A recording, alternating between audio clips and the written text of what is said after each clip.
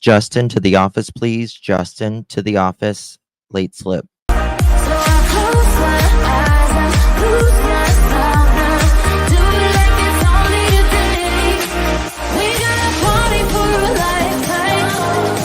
No, we ain't stopping for the sunrise. And we don't care about the bad nights. And for a second I can feel like this. Make me feel like this.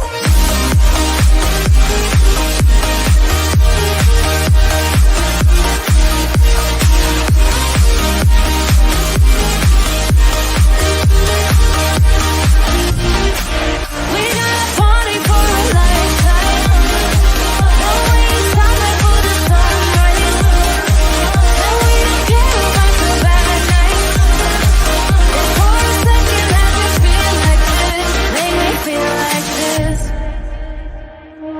Young blood made of gold. A mind you can't control. Running wild, can't come down. My head is in the clouds. Gotta keep this feeling, keep on breathing, even if we're slipping away. So I close my eyes and lose myself now. Do it like it's only today. We got a party for a lifetime. No, we ain't stopping for the sunrise. No, we don't care about the bad nights. And for a second I can feel like this. Make me feel like this.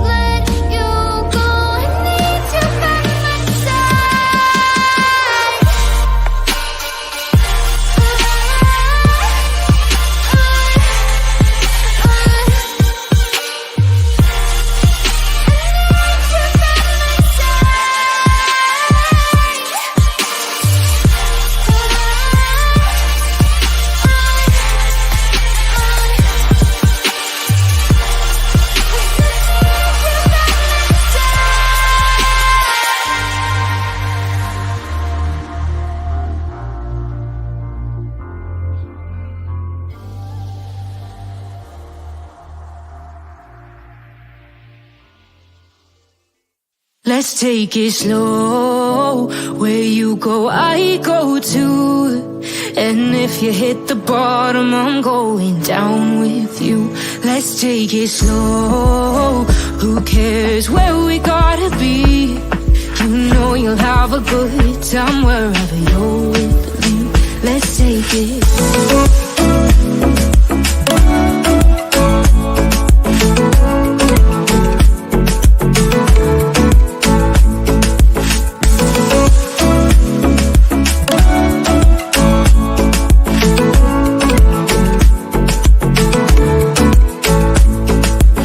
Ask me how we got here, 'cause you don't know how. You say we're taking on water, yeah, we're sinking now. You're looking all concerned, like we're gonna drown. But we both know how to swim, no worries as we'll fall now. Let's take it slow. Where you go, I go too. And if you hit the bottom, I'm going down with you. Let's take it slow.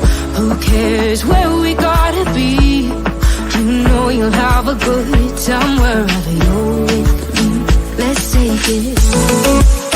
Thank you, Hippie Grandma.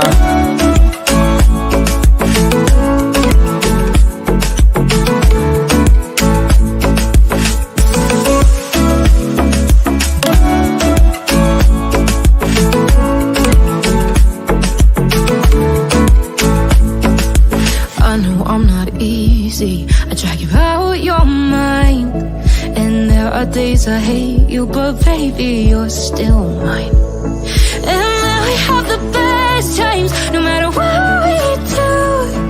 And even when we don't, there's nobody I'd rather choose. Let's take it slow. Where you go, I go too. And if you hit the bottom, I'm going down with you. Let's take it slow.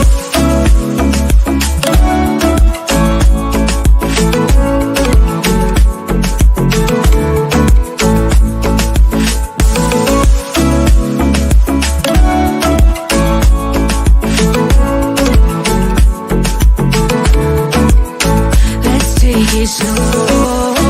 Who cares where we gotta be? You know you'll have a good time wherever you're with me. Let's take it slow. Where you go, I go too. And if you hit the bottom, I'm going down with you. Let's take it slow. Who cares where we gotta be? You know you'll have a good time wherever you're with me.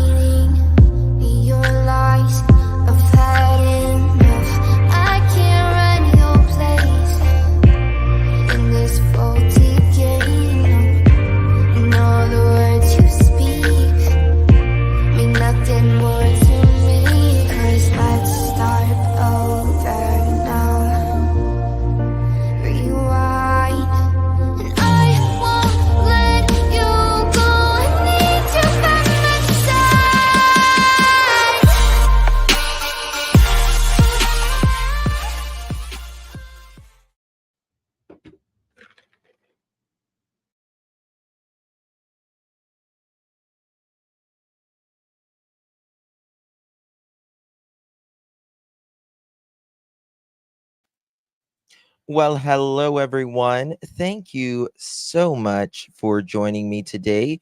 Really do appreciate each and every single one of you. I apologize for my tardiness because I was getting my internet fixed. So hopefully we won't have as many problems as we were having. Hippie Grandma, thank you so much for telling everyone to hit that like button and being a pearl for a month. Thank you so much, Tracy. Tracy, thank you. Love to you, Justin, and best mods in chat. We have the best people around, hands down. In the very beginning of this live, Drew, before I even started the music, I said, Justin, to the office, please. You're being paged. Justin, to the office. Listening while I cut the grass. It's got to be done. We got to cut the grass. I love to cut grass, actually. So it was me. It was me. Sure was. Good to see you all. Thank you all truly for joining me. Before we do get started, if you don't mind hitting that thumbs up button, it is just another way to support the channel and get the content out there so others can see the missing faces of the children and the lost who desperately need to find their families. Just fine dancing. What does that say? With your puppies to your music. Ah, that's sweet. So thank you all for hitting that thumbs up button. Greatly appreciate it. It has been storming here for like the last few hours. So anywho, good to see you all. Going back to the Sebastian Rogers case, I was driving a lot today and I was thinking about a lot of things. Nope, Inga, you're not late. You're not late. Just started. Just started. So yeah, thinking about the Sebastian Rogers case, and today is day 100. 100, yep, 100 days, Natalie. It's really sad that we haven't found him. The search efforts that have been going on, and still nothing 100 days later. As we know, the TBI has said virtually nothing, really, other than they have no idea what happened to Sebastian and that they have no way to indicate anyone is involved. That doesn't mean we don't have opinions, though. And the one thing that I do ask, chat, there's two things that I ask, and one is be respectful to everyone. You can have your own opinion, just do it respectfully. That's not too much to ask. And the second thing is, write in my opinion or IMO or allegedly if it is not a fact, right? And the things that even Chris, Katie, and Seth say we cannot take as a fact because they are involved in this case, right? In one way or another. They're either the parents, step parents. Katie was at the house. Chris says he was in Memphis.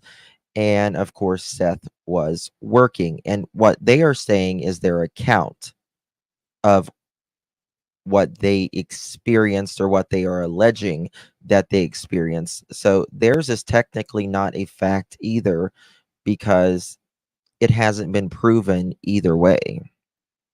So that's the only thing that I ask in chat. So there's that. Got some stuff that I thought we should look over. And let me find it here. Got a presentation for y'all. Bear with me as I find it so we can have a good discussion here. Okay, let me just exit out some of these videos. All right. Here we go.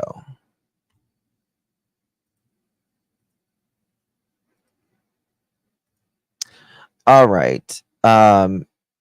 Again, there are some, in my opinion, definite red flags in this case. And again, that is my opinion. A lot of people share my opinion. Some, maybe a lot, don't, right? This is one of those cases where you're on you know, we're all should be on Sebastian's side, as you say, but it is kind of team Katie and Chris, or kind of team Seth, or team no one, right? And I get that. And there is the presumption of innocence until proven guilty. I completely understand that, but you and I are not a judge, a court, or a jury, right? None of us are that. So, some of the red flags, in my opinion, um, and I want to have a discussion about this. Now, one of the red flags is Chris saying that we work Monday through Friday just like any other ordinary family. And one of the greatest questions that we had related to the parents or the step parents is, was Chris in Memphis? Was he in Memphis whenever Sebastian went missing? There have been people that said that yes, he was in Memphis.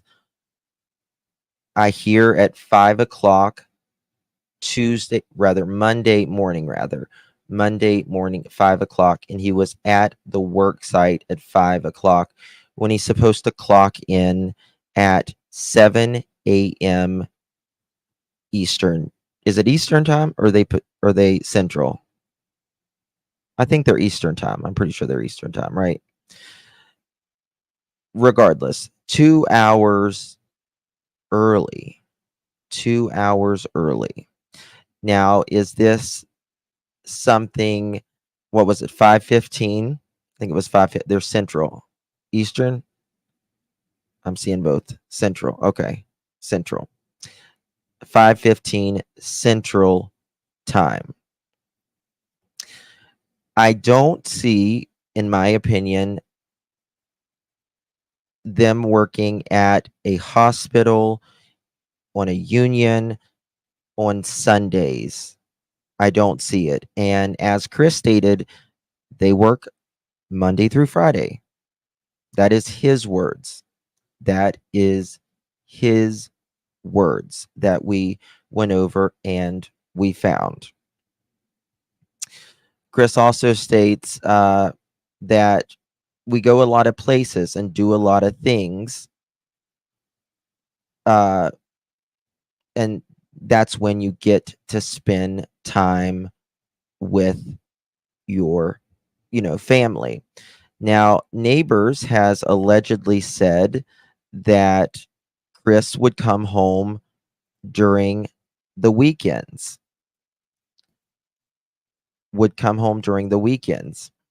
And that seems, what most people would do. You still got to be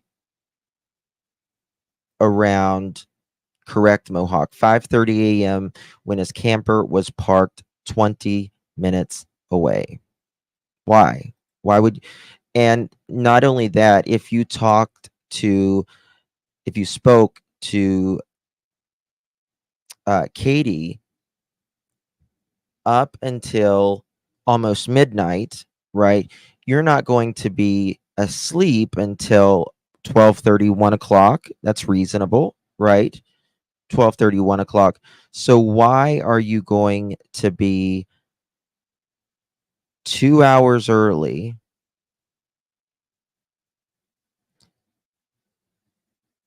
whenever you've just gotten less than 4 hours of sleep? I don't understand that. That doesn't make sense to me, right? And that's the thing. Good to see you, Lisa. Thank you for being here. There are things that just make sense, and it doesn't. And if it doesn't make sense, you got to ask yourself, Why? Unless he didn't sleep at all. That's right. Now, let's think about the weekends, right? Understandable. You work 3.5 hours away. Hey, Brittany, good to see you. You work 3.5 hours away. I get it. But it's not from here to it's not from Tennessee to California. You're not working across the country. You're you live 3.5 hours away. Now, Chris says that he left February 4th, 2024, and didn't get back until February 26th, the morning Sebastian went missing, although he didn't actually get back home until 1:30 p.m. Sebastian had already been missing a good 6.5, 7 hours minimum since the 911 call, right? So that means he would have had to have left at approximately 10 o'clock. What? Yeah, around 10 o'clock, 10:30. What is it, Mimi? For all channels.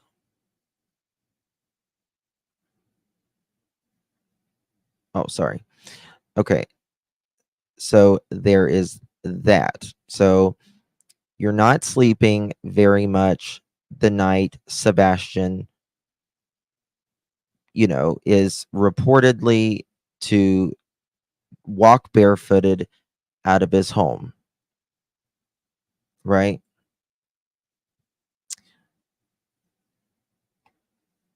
My husband travels every single week, sometimes 8 hours, 3 times a week, but he comes home every single weekend. Yeah, of course. Yeah, yeah.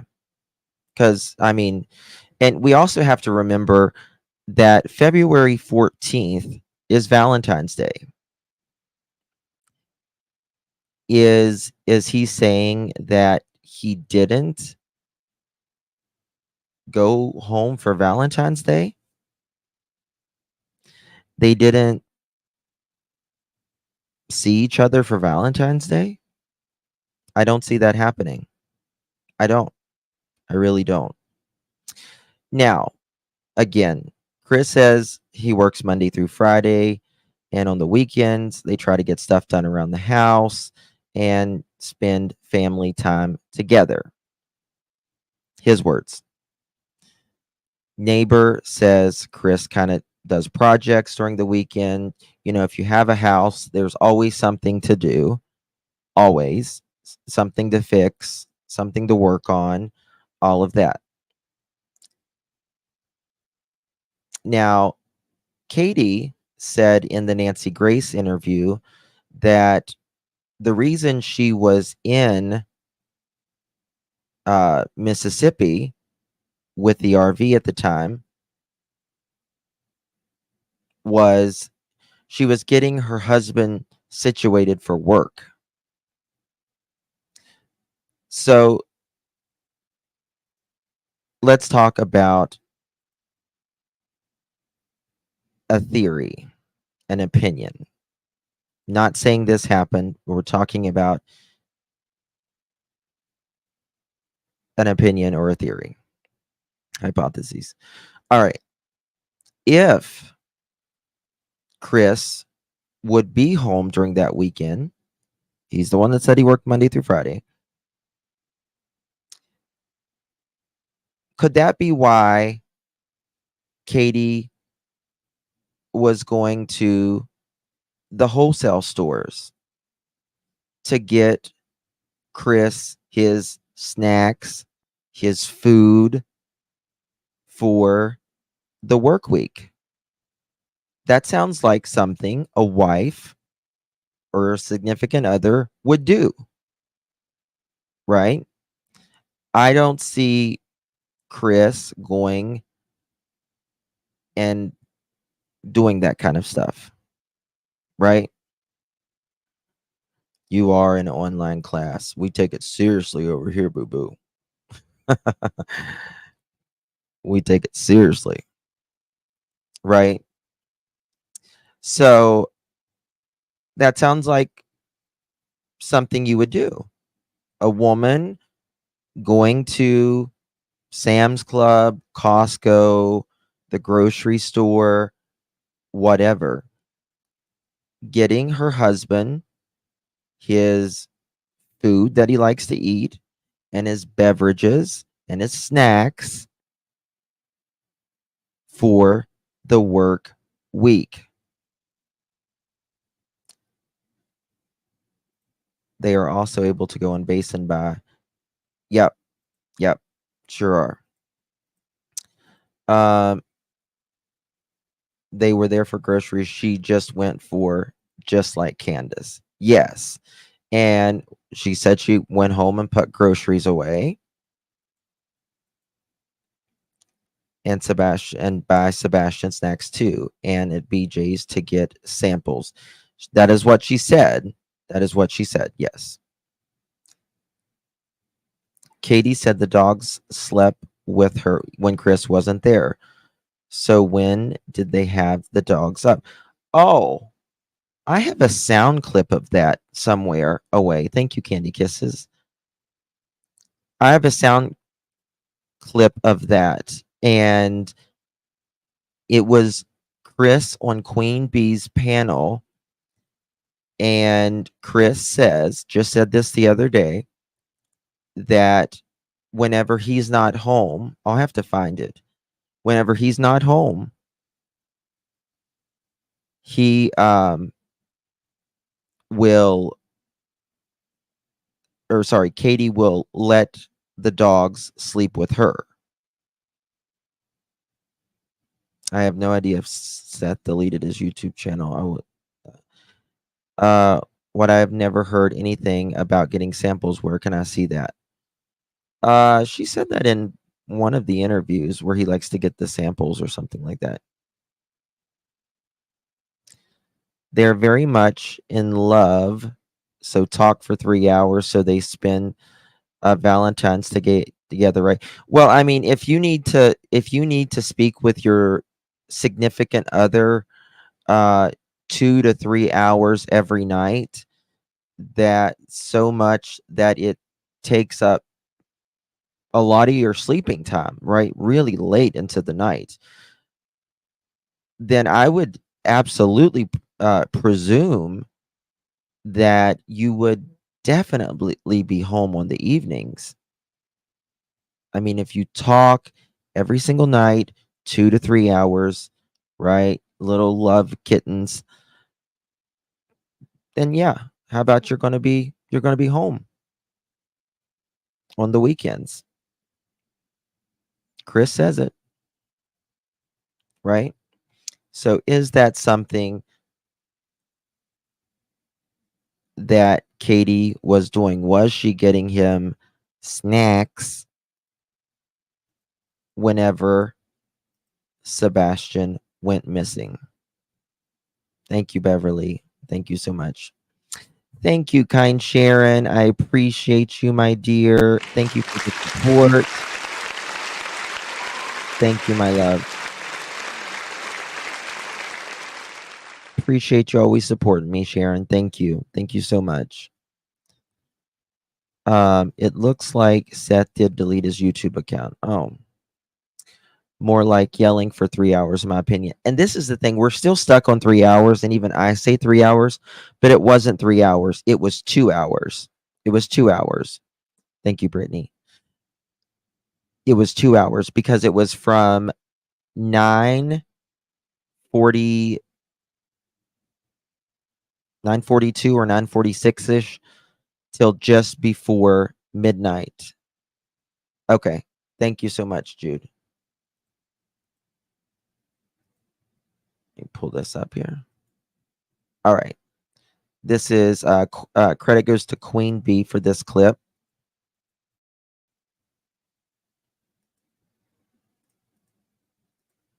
Thank you for that, Jude. They bunch of traitors. Traitorous dogs. They're loving up on Mama. They know she needs it right now. Yeah. Oh, I mean, they. When I'm not home, she just lets them sleep in the bed. I get home. Y'all are they bunch of traitors. Listen to this. Traitorous dogs. They're loving up on Mama. They know she needs it right now. Yeah. Oh, I mean, they. When I'm not home, she just lets them sleep in the bed. I get home. Y'all are they bunch of traitors. When I'm not home, she just lets them sleep them in bed. So the question is, and this is not the first time, by the way, this is not the first time Chris has said this. He actually has said this prior to that in some other interview. Okay. Yep. When I'm not home. When I'm not home. Well, okay then. But but Chris told her to go put the dogs up. Allegedly, is what he says, right? So she put the dogs in the cage, crate, whatever, that night. But Chris wasn't home. Exactly, reality. Why did she put the dogs in the pen? Someone lost a sub sandwich. Let me check. Nope, not me. Not me, Valentine. Not me. All right. So there is that. Another thing that is concerning, in my opinion, is Sebastian thought they were going to kick me out of my house. There's a reason why Sebastian didn't want Chris there. To me, it seems like a power struggle between the two. And the question is, why? And the question is, did they kick Chris out of his house? That wouldn't have went over well. And if Chris did come home at any point in time, obviously Sebastian would have known that Chris wasn't supposed to be there. Oh yeah, Marlena, we was laughing so much last night on Hey Sweet Tea. It was so funny. It was so funny. So if Sebastian, said they thought they were going to kick me, or Chris said they thought they were going to kick me out of the house, well, if Chris came home, Sebastian would know better. And what if, in a theory, if he threatened Chris, you're not supposed to be here, I'm telling. That's all it takes, right? That's all that it takes.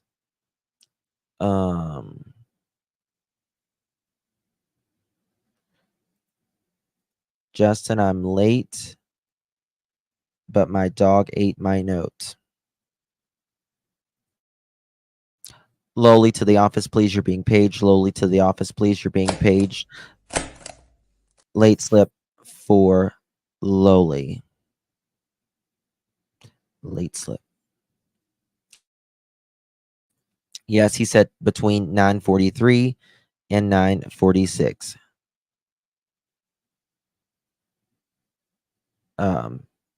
So there's that.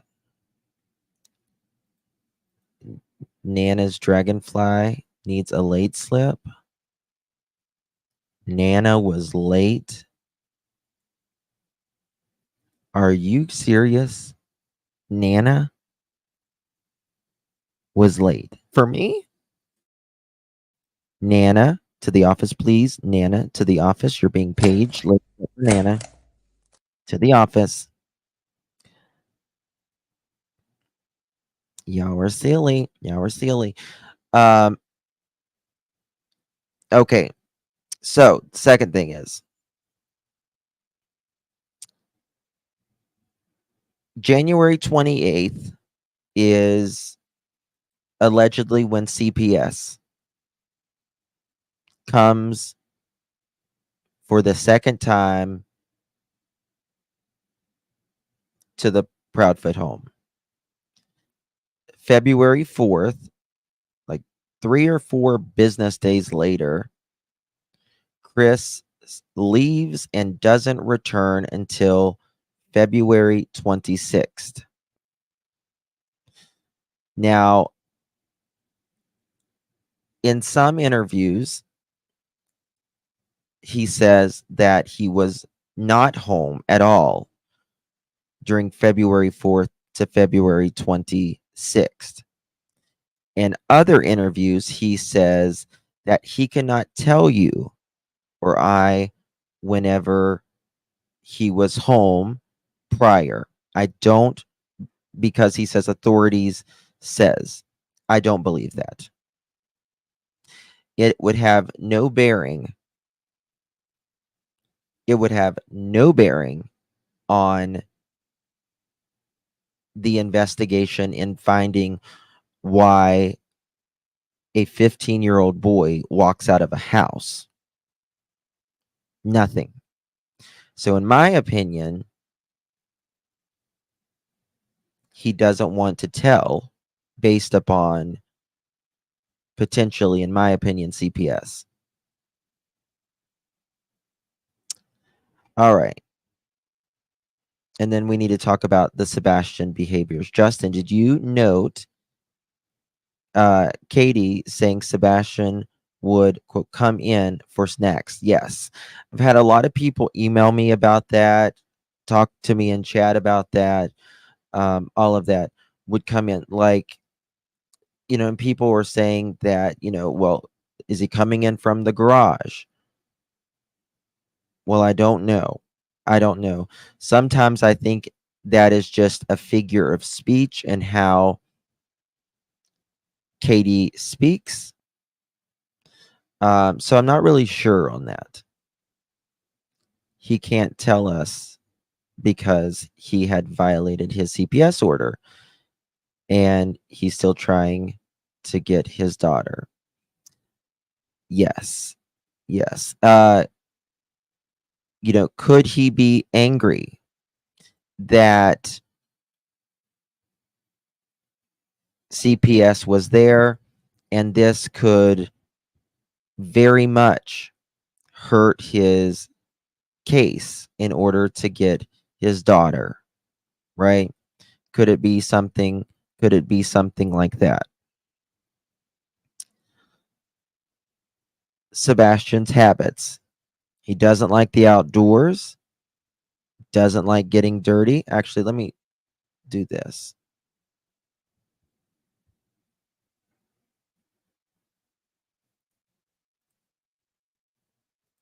Sebastian's likes and dislikes. Okay. We, as individual human beings, are unique in our own way, right? There's nobody else quite like you. And each person has their unique patterns of behaviors, their interest and disinterest, right? Things that they like and they dislike. Some of the things that Sebastian likes or loves is he loves his animals, specifically cats, loved his snake. He likes to play with fidgets and plays games. He likes to go to playgrounds, right? But he loves to swim, but he doesn't or wouldn't swim in like a creek or a lake, right? So, because one of the other things that he doesn't like is he doesn't like getting dirty. He doesn't like getting dirty. There's boys who like to get dirty and like to play in the mud and make mud pies, and girls too. And then there are those that don't.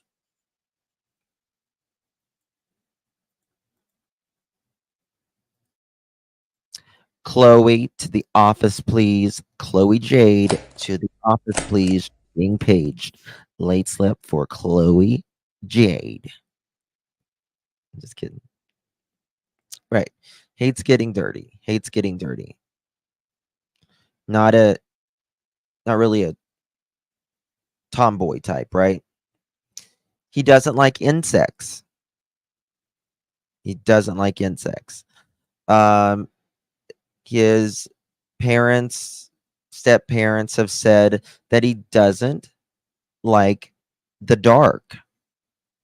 Doesn't like the dark. Right?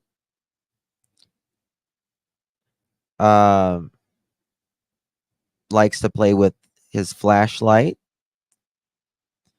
Favorite color green. But he doesn't like insects, doesn't like the dark. And Seth said that he wouldn't go out without shoes, especially as he got older. He had a bad incident with stepping on fire ants. That's enough to scar anybody, let alone someone with autism, right? That's going to scar you. So there's that. Yeah, doesn't like real loud things. He didn't like the back door because it's loud. Absolutely. He couldn't have went out the back door because he didn't have a key to lock it either. But we'll get to that. We'll get to that. Oh, hold on one second. Let me go back to this.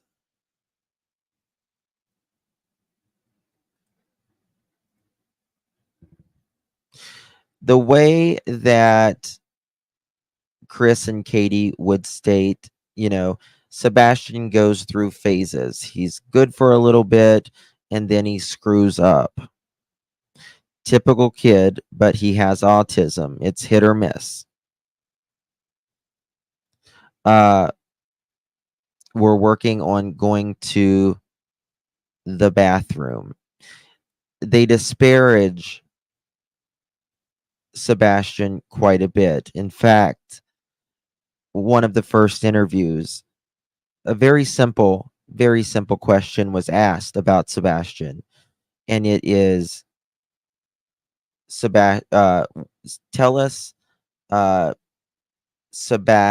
Sebastian's strengths and his weaknesses, right? Chris and Katie did not name one strength about their missing child and their stepchild, right? He is allergic to grass, and that is a point, but grass isn't really, I don't know if it's that big of an allergy in February, but still, yes, he is. I have not heard from Tar today. I think she's home. She got home yesterday. She's probably sleeping. Sebastian never went out the door on his own. Can't never make me believe that. BS, Katie. Just know that God Almighty knows what you and Chris done with the Almighty God Judge. Yes. I'm not fond of the dark either. I mean, I don't think they're, as humans in general, we are taught to go inward, right, in the night. Since the dawn of humanity, right, when it got dark, we would go in caves, right? So we are taught that to go inward at dark. We're not creatures that roam through the dark. We can't see in the dark as humans. So nobody really likes walking in the dark alone, particularly, right? Because we don't know what is out there. We don't know what is out there, right? For protection. So nobody likes to just go in the dark, especially without some sort of protection, some sort of flashlight, something like that, right? Um, but it was constant disparaging Sebastian, and the person asking the question said, okay, after Chris and Katie went on and on, the person had asked, well, what is his strengths? Had to remind him about that, right? And they give some generic answer on his strengths. They were very specific. Very specific. Let me message Tar to make sure she's okay. Um,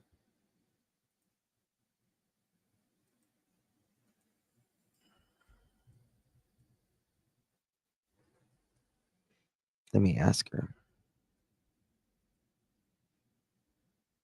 I just messaged her, so we'll see. All right.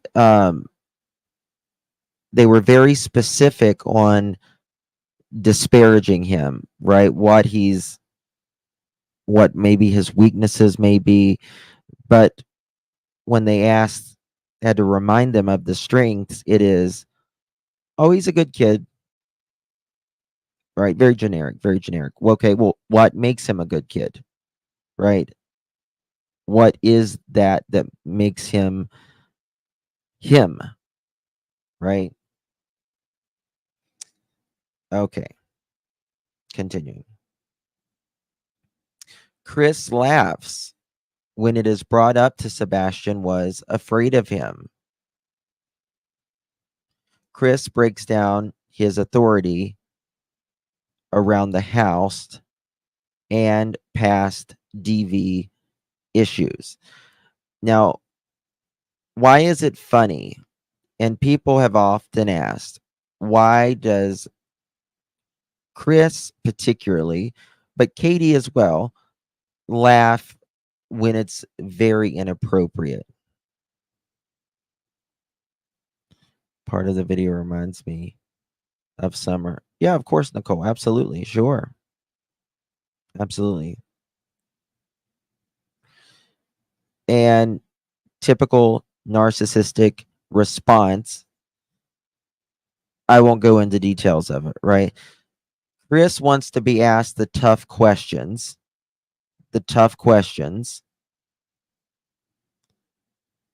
but when you ask him the tough questions, it's I won't go into details about it, or law enforcement has said that I can't say that. So that is his go-to comfort responses, if you ask me. Hard questions are just that. They're hard for a reason, right? But if you're not answering the hard questions, why? Because I can just about guarantee you, in my opinion, that they did not tell Chris, that he couldn't tell what days he was home prior to Sebastian going missing. Now, why would they do that? Okay. I didn't get it yet, Brittany, but I'll look for it. Yeah, I didn't get it yet.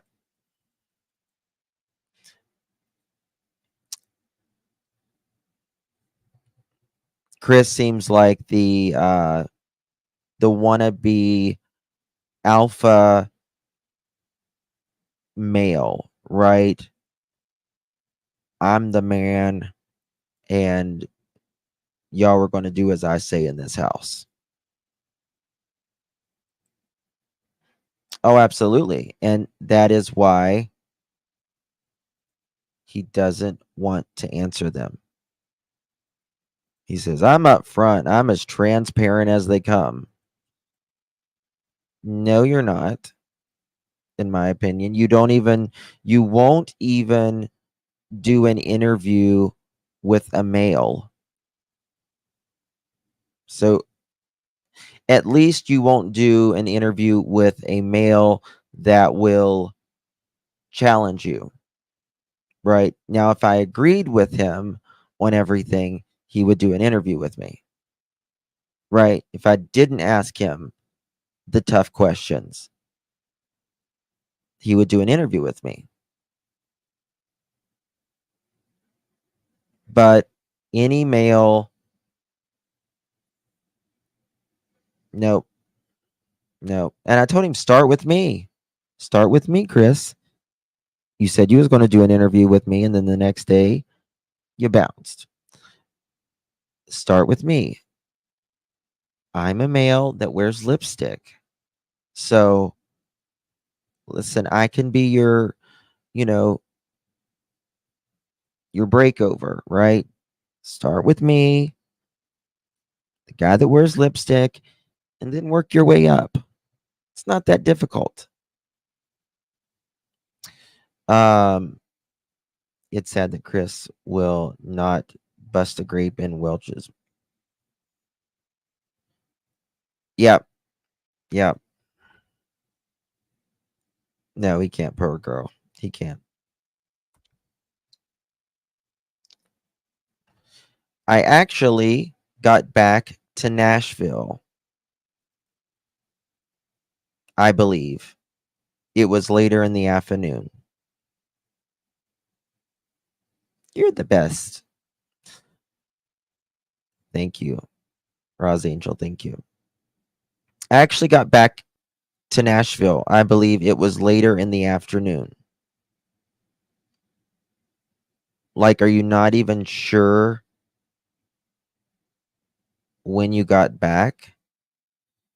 He has never even give you a reason that he refused it. Oh, I mean,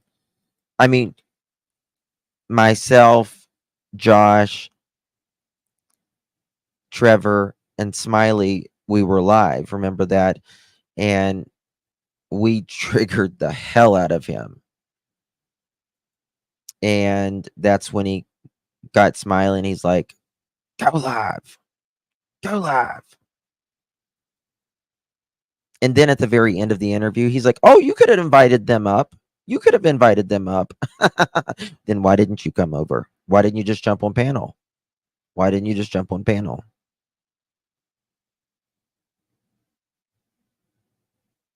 Guys, please make sure you put in my opinion or allegedly to what you believe, because none of us know 100% what happened. Right? So I actually got back to Nashville. I believe it was later in the afternoon. It's not that hard of a question. It's not that hard of a question. Guys, do me a favor. Hit that thumbs up button if you haven't yet hit it. Greatly appreciate it. Thank you for your support. Cloud data warrants take a lot of time for data to come in. It sure does. Also, for any additional data for individuals, I believe the truth will come out soon. It takes time from the companies, takes a lot of money, and it takes a lot of warrants, because each one you go into, you have to get a warrant. Thank you, Canadian Cookie. Thank you, thank you, thank you. You're so good to me. You're so good to me. Thank you, my dear. Appreciate you for gifting that pearl necklace. If you received that pearl necklace, Please thank our beloved friend and mod, Canadian Cookie, for that. Really do appreciate that. Thank you. Keeping my little channel here. I appreciate it. I think he thinks that women are inferior to men. That's how he comes across, in my opinion. I would concur. He explains why they call the sheriff instead of 911. Why didn't Katie call 911 before she called you? I personally would have been calling 911 as I was looking for my missing child, right? Again, in the Summer Wells case, why are these parents not calling 911? Hello, Lil Red. Good to see you. Thank you for being here. Yes, all of his wives divorced him. Now, to be married that many times, you can't get unlucky that many times. You need to do a little self-reflection. A lot of self-reflection, right? So, in the Summer Wells case, they call the non-emergency line. Y'all, emergency lines, 911, is just for that. It's for an emergency. And it doesn't matter how hysterical you are. When you call 911, they are trained to speak with hysterical people, right? Why call someone 3.5 hours away? Wouldn't you call Seth before you would call even Chris? That is his bio father.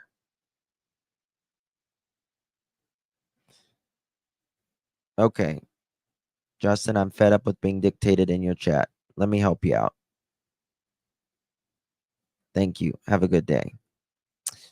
Both were over 30 minutes before calling police. Yes.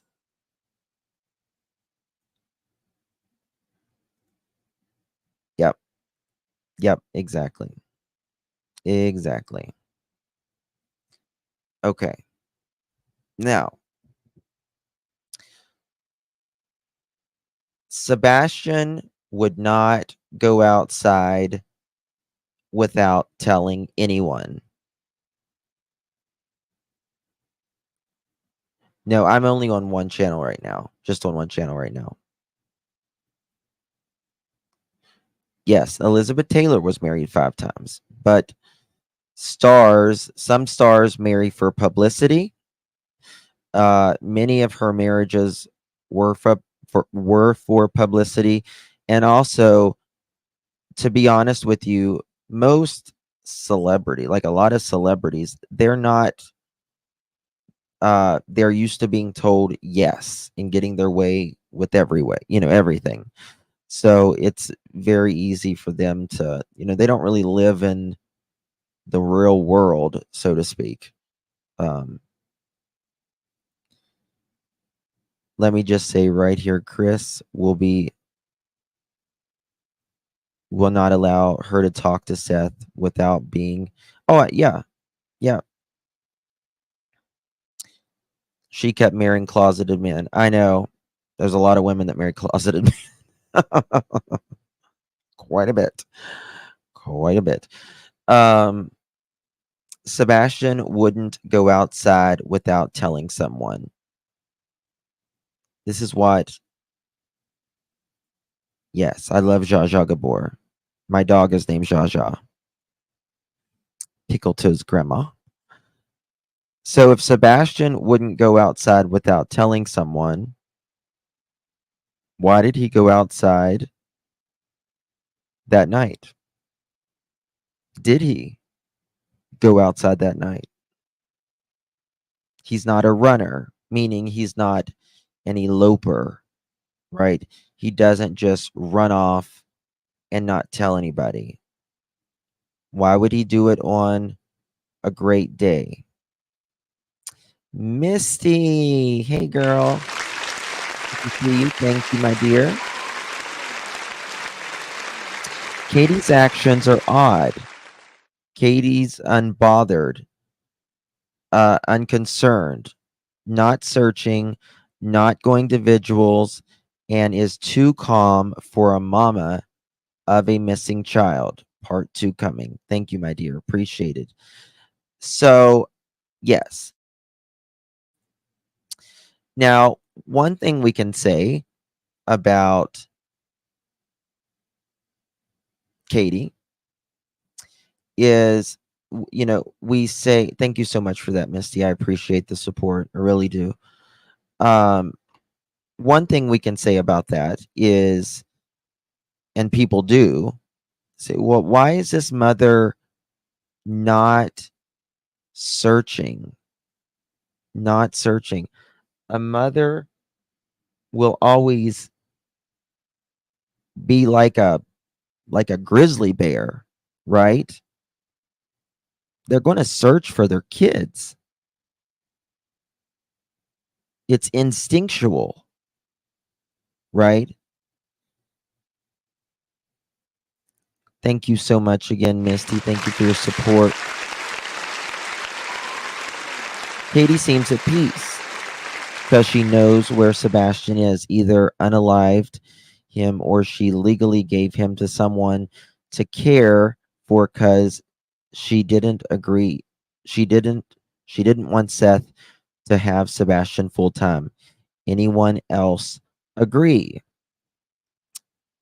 Thank you for that again so much. I really do appreciate it. I personally don't think I agree with more of the first part of this than the second part. I don't think, in my opinion, that he is sitting somewhere with someone he knows or he doesn't know.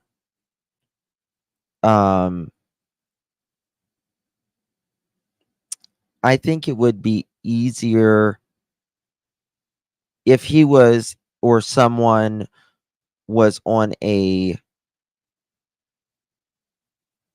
if they are alive, it's easier to find someone, right?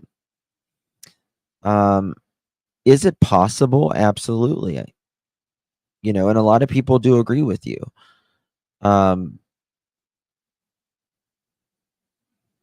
But would she go to this length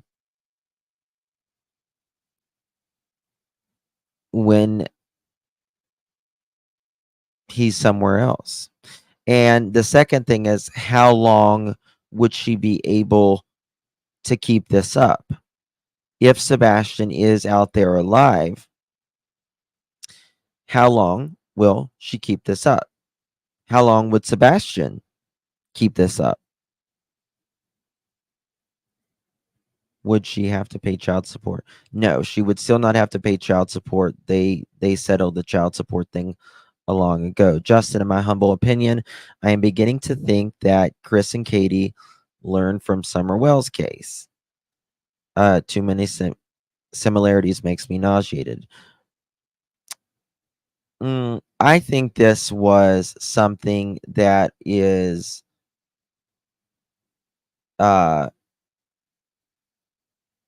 happened extremely quickly. Someone snapped, in my opinion. Thank you again, Misty. Thank you so much, my love. I appreciate your support. Mothers of a missing child would tear up the earth to find the child. All super chats are, in my opinion. You are welcome, Justin. Sebastian Rogers. Thank you, my dear. Appreciate you. And that's the thing. Mothers, fathers. Look at Terry. Local creator Terry. She's tearing up the ends of Hendersonville to find Sebastian night and day, right? But this is the thing, and this is my opinion and my opinion only. You might agree, you might disagree. But if I were in their position, or Dawn and Candace's position, or anybody else similar to them in their position, and you knew where Sebastian is, right? If you know where Sebastian is, alive or not, would you still go out every single day knowing that where you're going is pointless to go? No. You might do it for a day or two or whatever, but you're not going to go out and run up and down the hills sideways, backward and forward, right? Burning calories, ticks, bugs, briars, all of that. You're not going to go. Scott Peterson did. He did some. But his was what, in California. It's a little different. So you're not searching for something where you know something is, right? If I know where my keys are, I'm not looking for it because I know where it's at. I'm not going to run around in my house and pretend I'm looking for my keys when I know where my keys are. Me too, Heaven. Me too.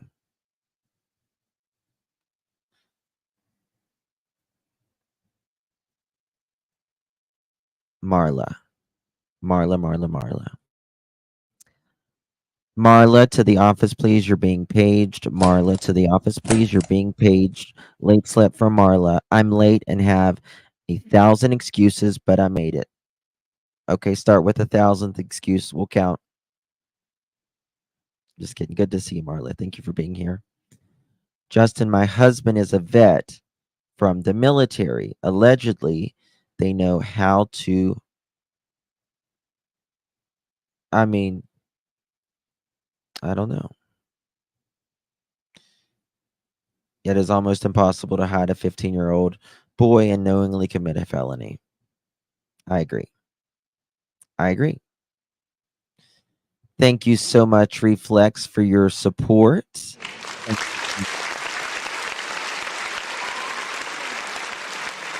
Yes. Yep.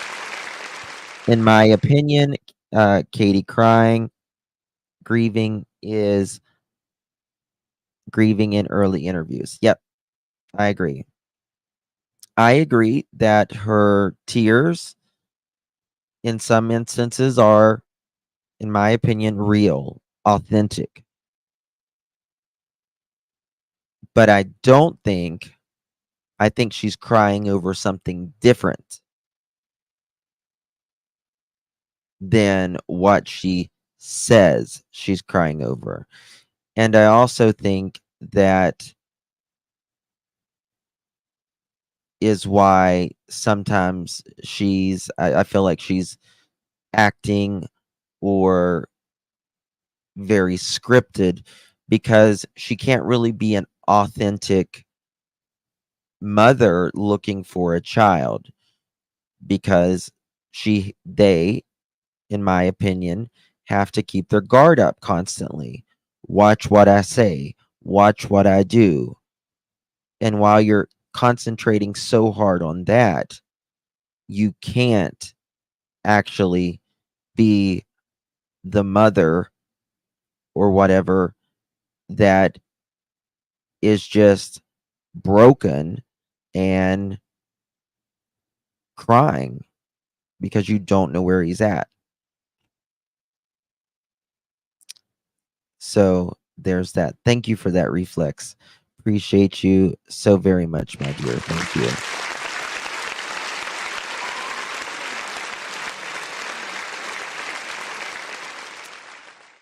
It could be from guilt, but I think it's, I mean, let's be real, if there wasn't some sort of something that went off that night, right? It would be, if someone got red hot mad for a moment and then something happened,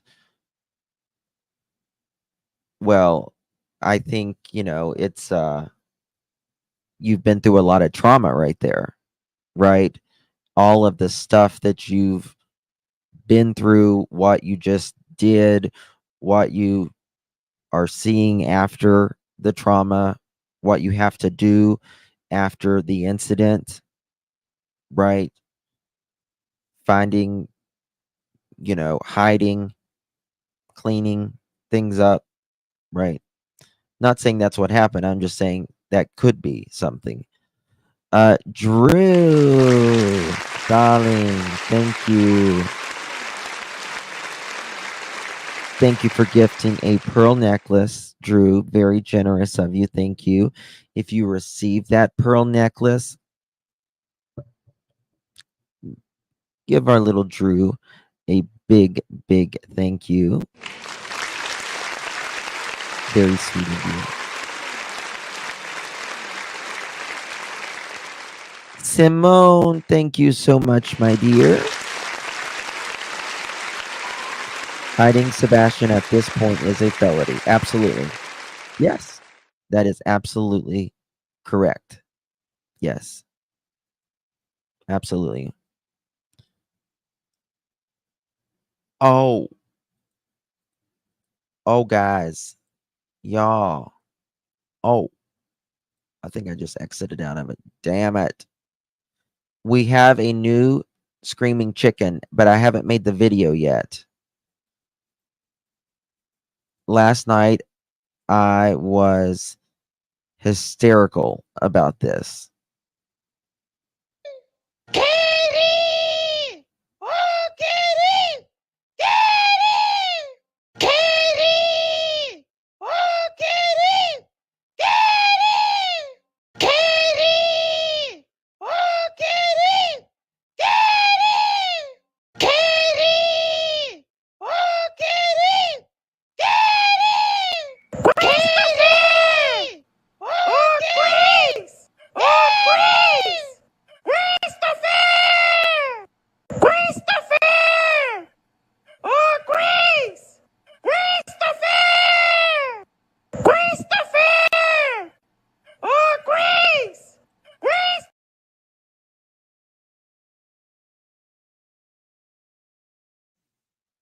That is hysterical.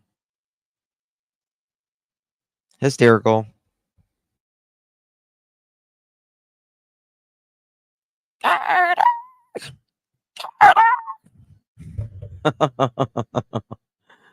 I can't with that.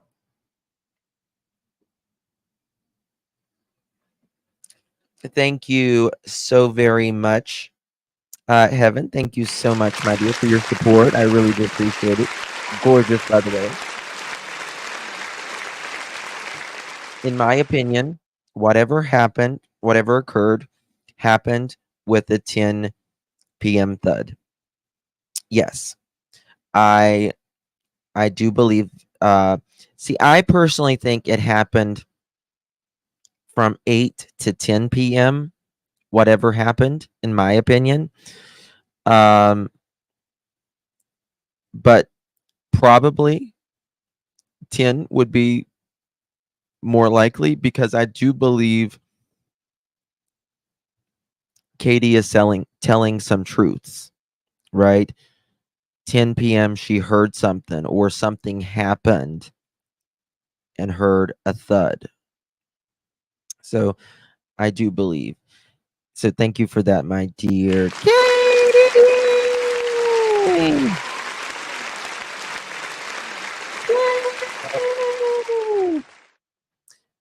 Thank you so much. Hey, Jude, I appreciate you. Oh my God, you guys are amazing. Thank you, Blue Eyes.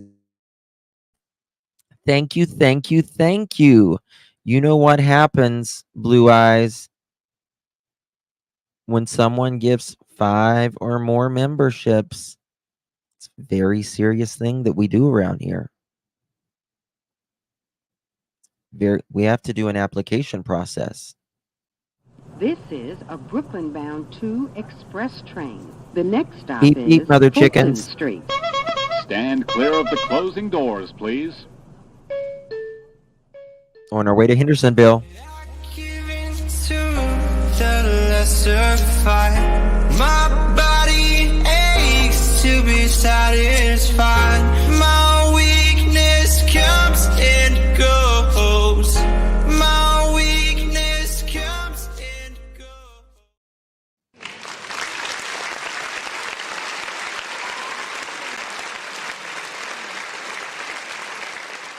Thank you so much, Blue Eyes. Really do appreciate that.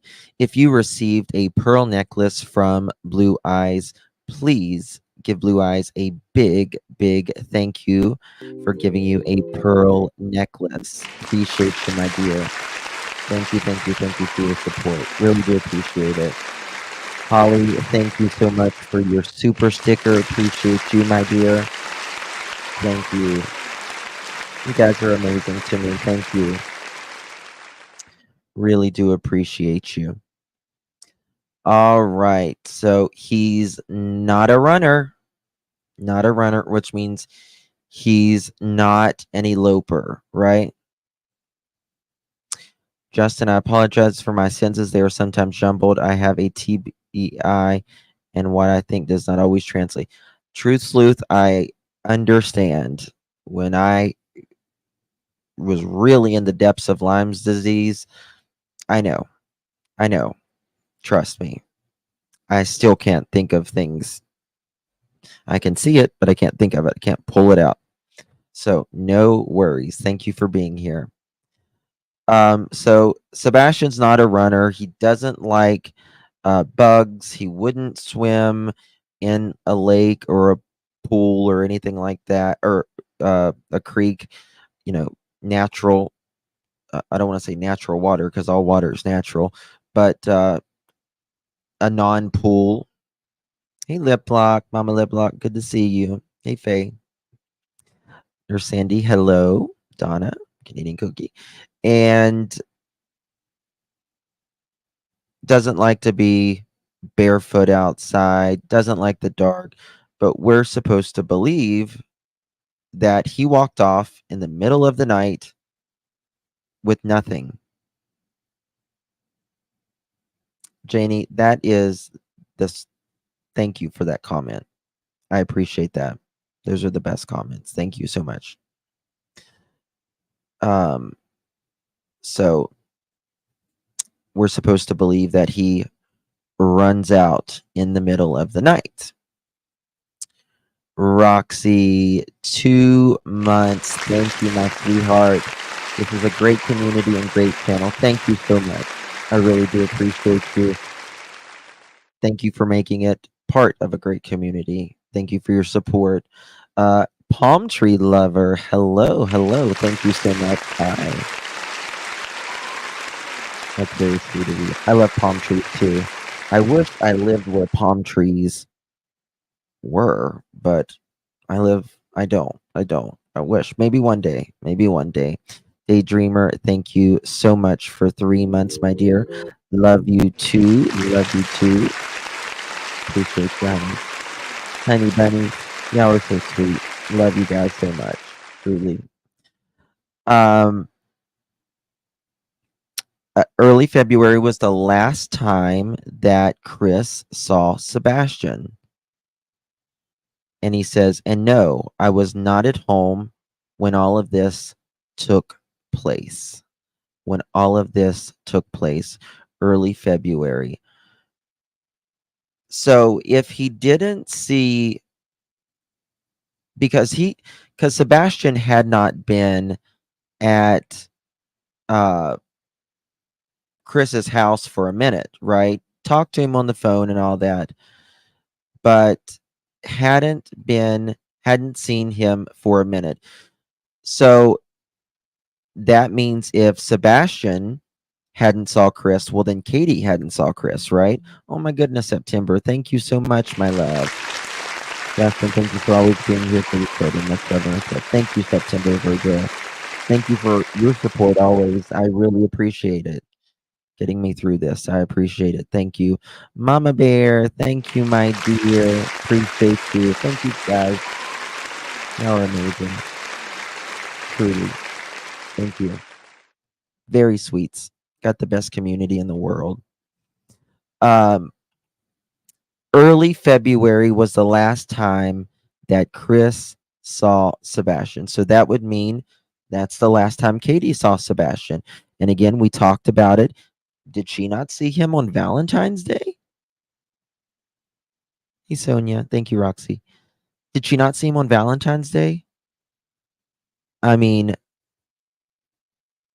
you're saying you didn't see your family for nearly a full month. Whenever, you're not deployed in a different country, right? Is Tar here? Where's Tar? Where's Tar? Where's Tar?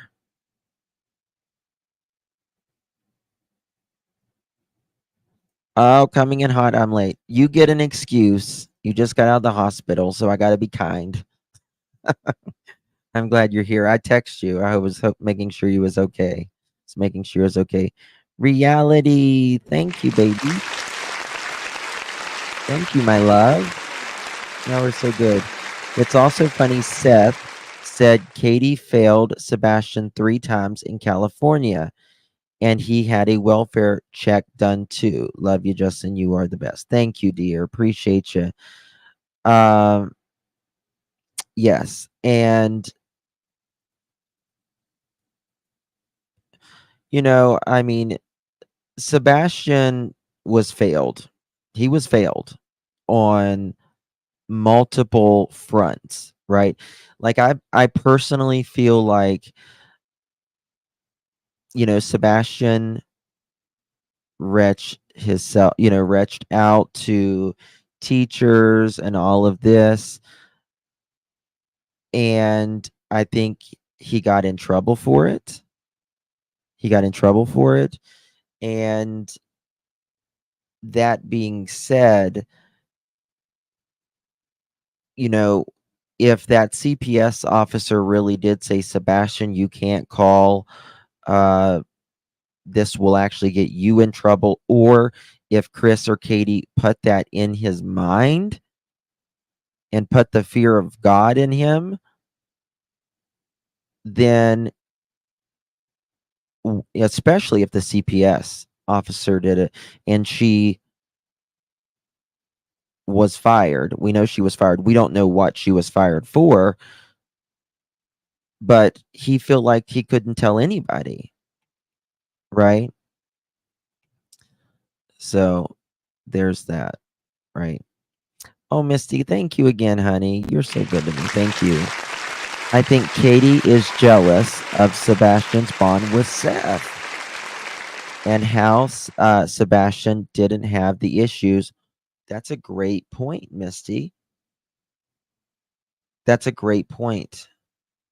Seth's home that he did at the Guilty Feet home. Jealous, resentfulness will make people do unthinkable things. That is an absolute great point. I love hearing y'all's thoughts. Love hearing them. That's a very good point. And again, we've went in depth on this channel and the Justin for All channel on filicide. And for those of you that don't know, filicide is when a parent unalives their child. It's the worst type of unaliving that there is filicide. And one of the main reasons why filicide happens is to make their husband, their wife, their ex-husband, their ex-wife, their boyfriend that they have a child with, their girlfriend that they have a child with, miserable. They want them, it's a get back. They want to get back and hurt their husband, wife, ex, whatever, so bad to the depths of their soul. You can't hurt someone more than unaliving their child, right? So that's a great point, Misty. Very good point. And you are right. Jealous people will do unthinkable things, and some will stop at no end, right? At no end. So thank you for that again, Misty. Appreciate you. Cassie, love you, baby. Good to see you. Terry Lynn was able to connect to neighbors' open Wi-Fi when she was at Chris and Katie's house. I heard something to that effect, and that's very interesting. That's very interesting. Now, doesn't mean Sebastian did. That does not mean Sebastian did. And regardless, I'll be honest with you, whether he was on, and again, I don't want to discount that things can happen, children being online. I don't want to discount that because things happen, definitely. But I think in Sebastian's case that he was heavily monitored, heavily controlled at that house, right? I think it was very militant, like at the Proudfoot house, just based upon the way Chris behaves and the way he speaks about Sebastian and life in general. So I mean, he could have, but going inside the home, would you be able to connect with it through your neighbor's walls, through the length of, from your neighbor's house to their house through the walls? Again, you're probably not going to get much of a strong connection, but a lot of times it'll connect, but the internet's not that great, or it doesn't really work. So, but that's still very interesting. Wendy J, yay! Thank you, dear, for becoming a pearl. Pearls look amazing on you, darling. Welcome to the family. Welcome, welcome, welcome. They were brash with Sebastian, in my opinion. The way I feel about it is they nobody, we don't want our kids to get in trouble, right? We don't want them to act out, but they're human beings, right? We all make mistakes when we are growing, because while we are growing, we are learning. The world is not as familiar to us when we're a child.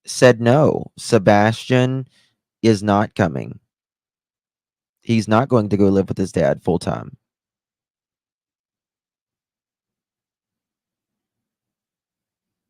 What would Chris have done? Would he have left Katie so his daughter could live with him? It shouldn't be buffering. Someone said it was, but it shouldn't be. Because now I have a direct line. No more Wi-Fi.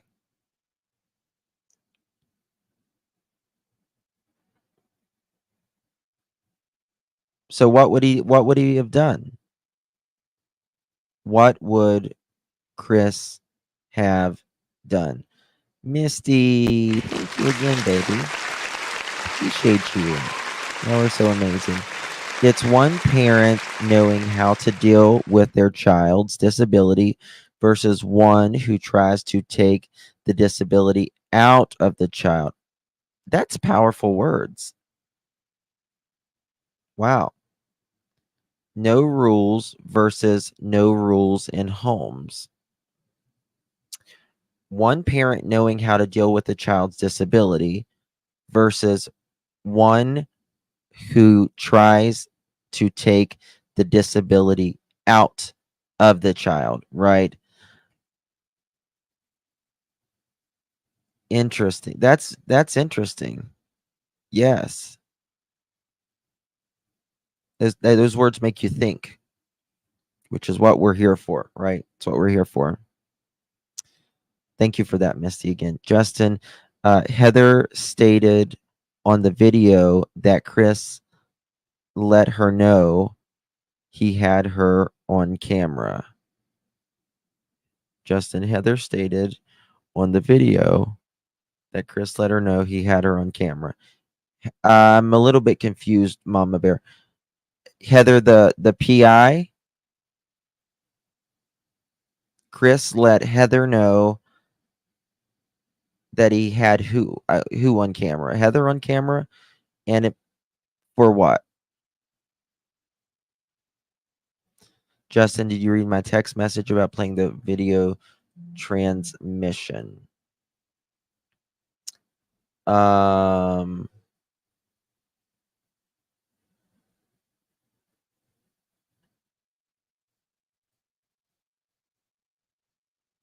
don't see it. This was the year let me see here.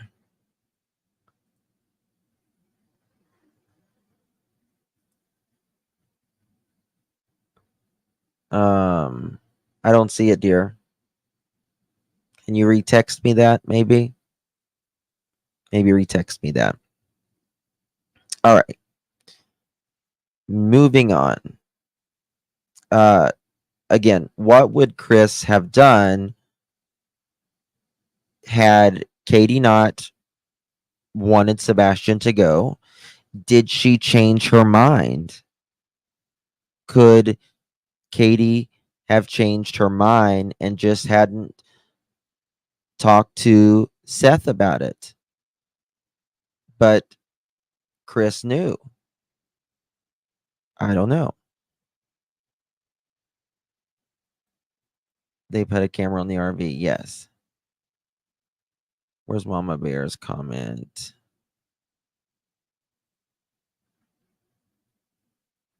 Heather PI on camera at Katie, Chris, and Katie's. Heather, the PI, is on camera at Chris and Katie's. When? When is she on there?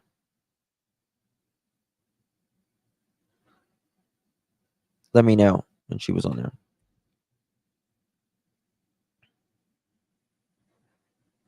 Seth, he mentioned this the other day, but he mentioned this in the beginning as well. Hold on one second.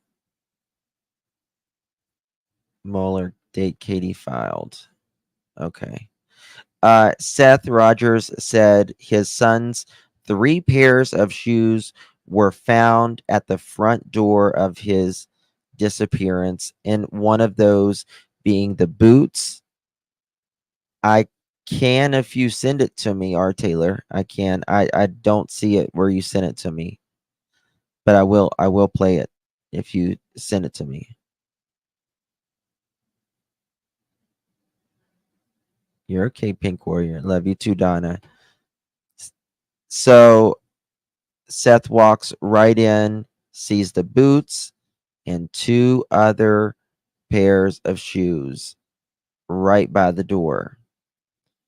She said he told her he had her on camera and why the trespassing why the trespassing started. Oh. Hey Maurice, how are you, darling? Why are they stuck in these shoes? You mean KP could not have bought another pair?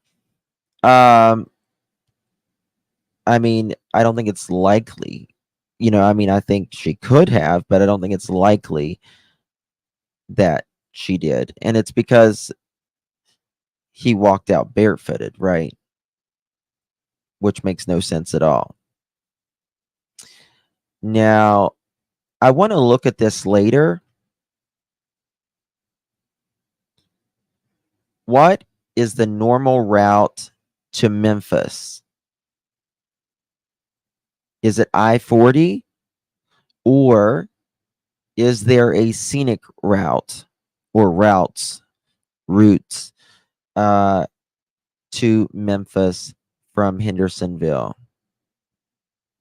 Had a hidden pair of shoes? Perhaps. I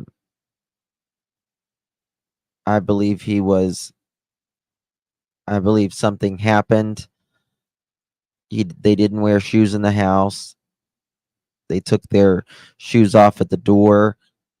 I think something happened before or during the time he went to bed, and he didn't have shoes on while he was in the house, and he was taken out without shoes. They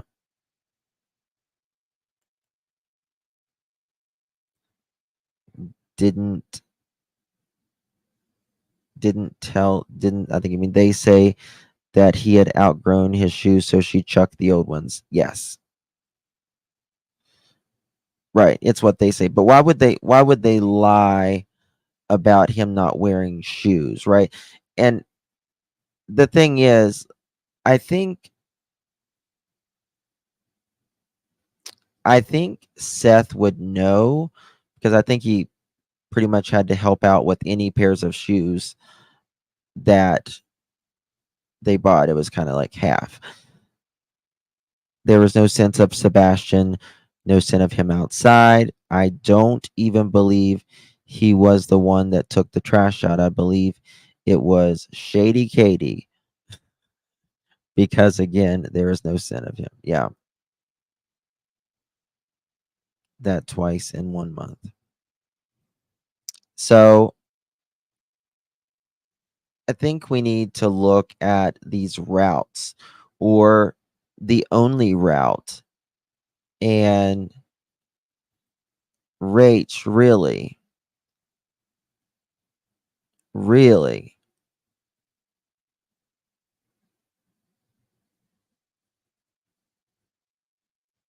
there is a scenic route to Memphis that is dark, wooded, around water. So we need to look at some routes that you can take, right? I think we need to look at that. I think that would be good.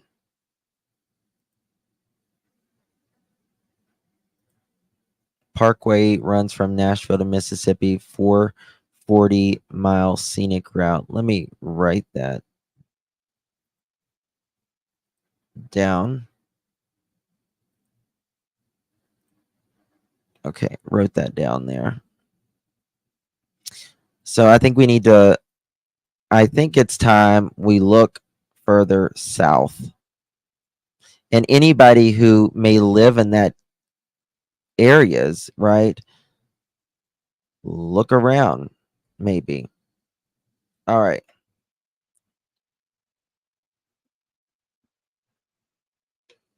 Well, Chris's cell phones tell you where he was during the weekend Sebastian went missing. Will it show police that he was in Memphis during that entire weekend? The entire weekend, up until the point you came home Monday afternoon, right? So it should say Friday, Memphis or Mississippi, right where they're at, like Memphis, Mississippi. Saturday, Memphis, Mississippi, right? I'm saying a city and then a state, but Lake Horn, that's where it is. It should say Friday, right? Memphis, Lake Horn. Saturday, Memphis, Lake Horn. Sunday, Memphis, Lake Horn. Justin, there was an interview that Katie and Sebastian wore his bowling shoes to the car. She never said he took them back. Maybe he was wearing the bowling shoes. Perhaps, but I would think that law enforcement would have seen him probably take the bowling shoes back. Otherwise, I would think that they would say he took some bowling shoes and he can even be wearing bowling shoes, right? Yes. Yes. Yes, Grandma Pickle Toes, we made that point a little bit ago. How about Shady Katie and Pissy Chrissy? Sorry, you're so funny. Hi everyone. I just want to say how nice it is to listen about Sebastian from a channel that is quiet and gets the information out without the drama. Thank you so much for that, Linda. I appreciate that. Thank you, my dear. Oh, thank you. That's a great compliment, Linda. Thank you. Thank you for that, Lisa. I'm going to write that down there as well. So that's what we do here. We stay on the case and we comb through everything possible. And we do speculate, but people know that it is speculation. And just that, we bounce theories off of each other's head, but we also get the information, the factual information out as well. So thank you for that comment. Left his shoes at the bowling alley. I doubt that. Yeah, he would have had to leave his shoes. So I'm sure he went back and got them. That's a good point. Good point, Wist. Good point. Justin, do you know if Chris and Katie ever went to any support groups, received education concerning autism? I don't believe they went to any classes or anything because I believe that was asked. Yeah. Katie said Sebastian would come in to sneak snacks in the middle of the night. Where's that coming from? Second interview. Yep. Yeah, there's a lot of, it seemed like they wanted to control every aspect. I mean, I get it. You do, right, control your kids, but also, like, you know, if he's, you know, I believe if a kid wants to eat, they're hungry, right? They don't just go to the kitchen to go to the kitchen. They're hungry. So thank you, D. Marie. So, will Chris's cell phone tell us where he was during that weekend when Sebastian went missing? Will it show police that he was in Memphis and Lakehorn alone? And up until February 26th, on his route from Memphis to Hendersonville, from Saturday to Monday, what will the cell phone data show? That's the question. Oh my gosh, Holly. Thank you, love. Oh, thank you, Misty. Hold on, I'll get 1 second. Misty, thank you so very much. You are so sweet to me. You guys are so good to me. I don't know why. All of Katie and Chris's comments are negative about Sebastian. They didn't try to properly deal with Sebastian's disabilities. Instead, they got pissed, whooped, disciplined Sebastian. Shame on Katie and Chris. They didn't deserve Sebastian. Yeah. Rather than understand Sebastian's disability, in my opinion, the traits of Sebastian's issues that goes with his diagnosis, they thought was him being bad or not listening, and it was none of that. It was and is traits. A lot of it is traits of his diagnosis, right? Plus not only, we talk about, his disability, but not only that, we don't talk about his chromosome deletion as much either. I mean, usually if you have a chromosome deletion, you don't even, you don't live, let alone. So, I mean, Sebastian was a miracle in itself. So that's very well stated, Misty. Very well stated. Thank you for that, Misty.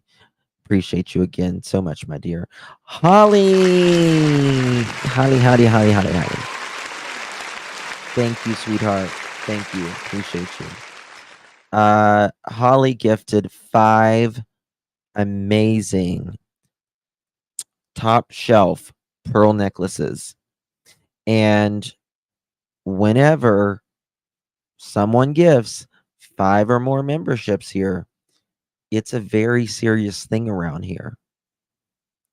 Very serious, people. We have to do an application jewelry processing application. It's very, very, very, very serious. This is a Brooklyn-bound 2 express train. The next stop is Fulton Street. Stand clear of the closing doors, please. Giving to the lesser fight. My body aches to be satisfied. My weakness comes and goes. My weakness comes and goes. Thank you so very much, Holly. Really do appreciate that. Gifting 5 pearl necklaces. So amazing. Thank you for that. You guys are awesome. If you received a pearl necklace from our beloved Holly, please give her a generous thank you. It's not every day someone gives you a pearl necklace, and your applications have been approved. Yes, yes, they have. Thank you so much. Pearls are beautiful. Absolutely. Chris and Katie need to start talking where Sebastian is at. Holly is at the emergency at hospital. Is she?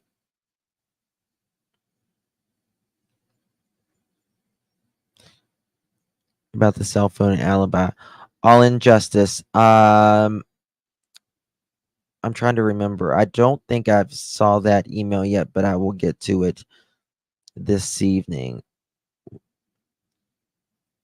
In emergency, getting in to come take little critters out of my ear through the eardrum. Darn thing. I am not trimming bushes again. Enjoy memberships left all.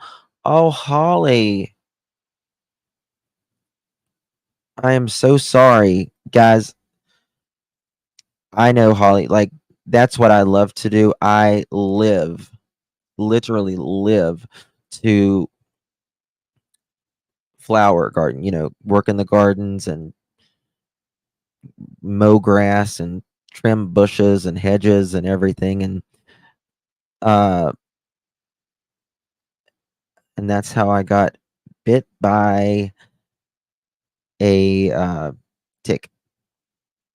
So be careful. I'm sorry you're there, my dear. We're praying for you. Hopefully, you get it out. You never know. You never know, guys. Okay. Another thing. Did Chris, we know where Katie says she went and Sebastian went that weekend. But did he go anywhere Saturday or Sunday in Memphis, Lake Horn area? Did he take a drive? Did he go to any stores or restaurants? Haven't heard anyone ask Chris this question.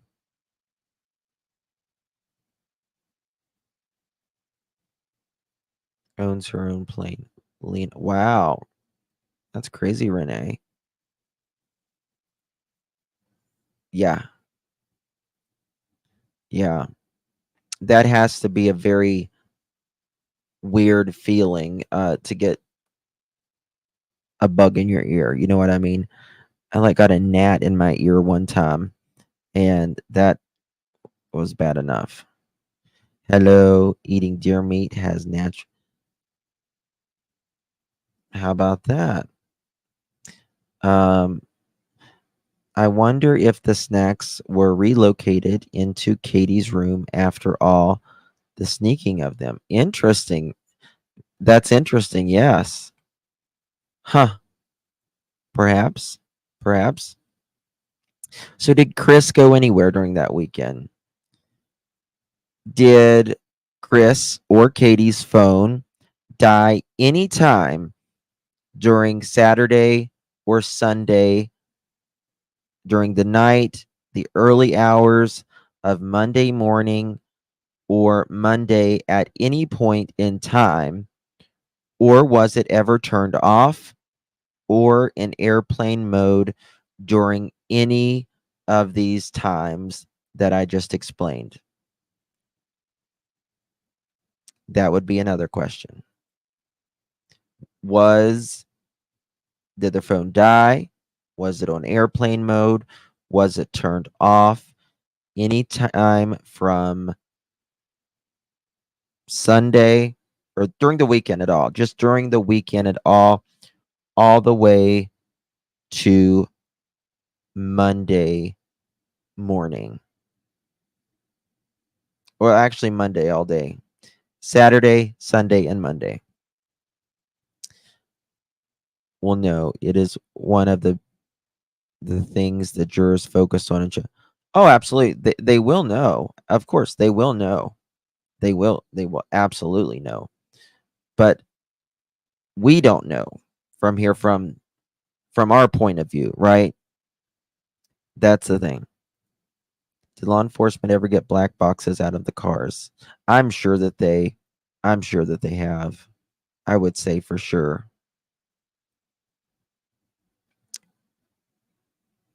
Does Chris or Katie have more than one cell phone? Do they have more than one cell phone? Do they have work phones, right? Do they have burner phones? I would think, in my opinion, that Katie would have a work phone. Usually, if you're an installation tech, they supply you with a cell phone, from what I understand. Right? So there's that as well. Let me see here. What else do we got? Nina's phone was in Kathy's name, remember? Yes. You have some interesting info. You can text it, or you can email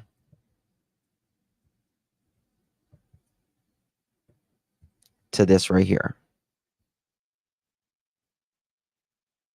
Justin's asked about Sebastian slipping Katie's alcohol. Oh, that's interesting. Never thought of that. That's a good question. You guys ask some amazing questions sometimes.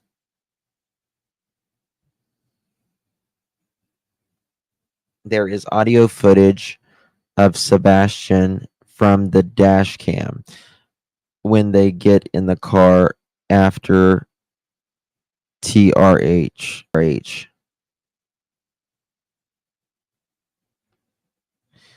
It might appear Chris was in Memphis all weekend if he left the phone there. If he had another cell phone, he could have been traveling to Hendersonville.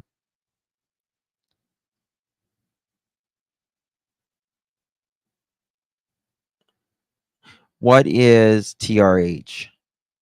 I'm really bad with abbreviations here. Really bad. But do they have more than one cell phone?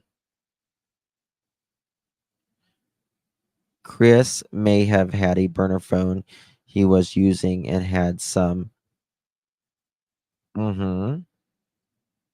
Yeah. Oh, Texas Roadhouse. Dash cam. So from what I understand, it's not. I think I need to ask Seth about that again, because people was saying, and he said dash cam, but I think it was just audio. If I remember him saying that, I remember him saying like a dash cam, but I think it's actually just audio and not so much like video.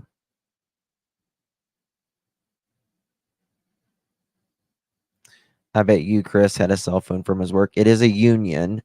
But I know installation techs generally they usually give you a phone. What were you doing when you were talking to Katie from 9 to midnight? What was Chris doing? We know what Katie was doing, but what was Chris doing from 9 to midnight? Katie was supposedly laying on the couch, studying, talking to Chris, and also What else did she say she was doing? Studying, reading a book, and sleeping. Did Chris go anywhere Sunday evening? What did he eat for dinner? What did he eat for dinner? These were some of my questions that I was going to ask him.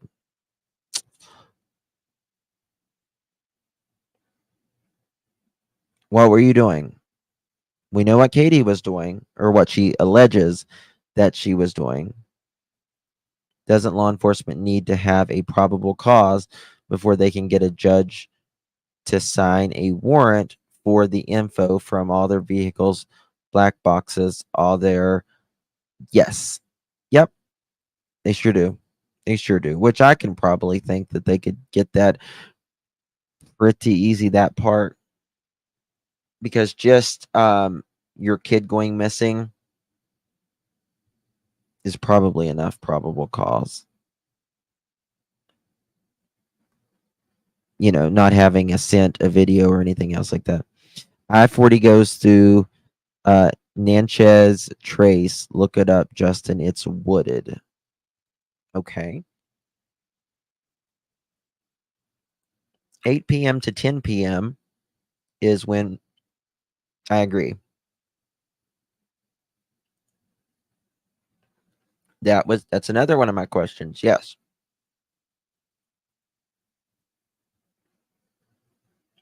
They ate inside Ramona. They ate inside.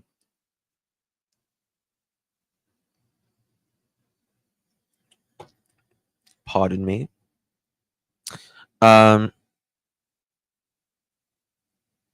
I believe they have cameras inside and outside, and they removed it and put it in the Brinks truck, in my opinion. They could be. But where did Chris eat Sunday evening? Where did you eat, Chris?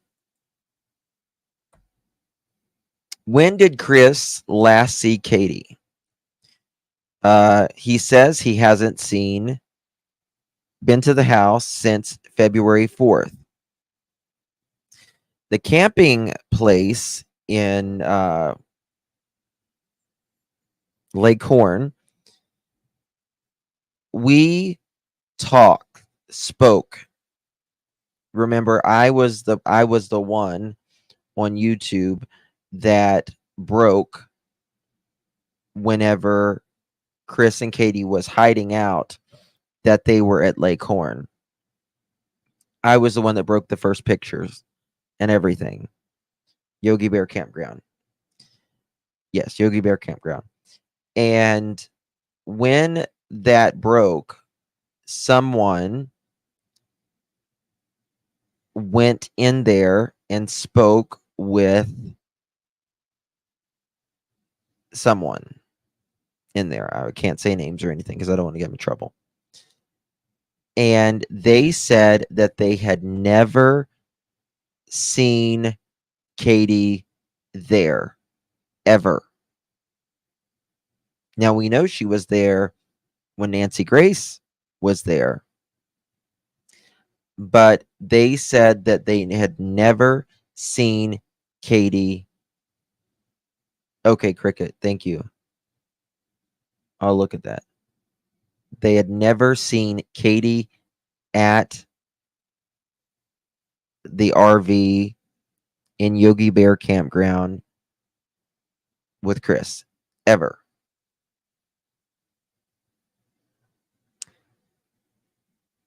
So if that is true, that's what they state.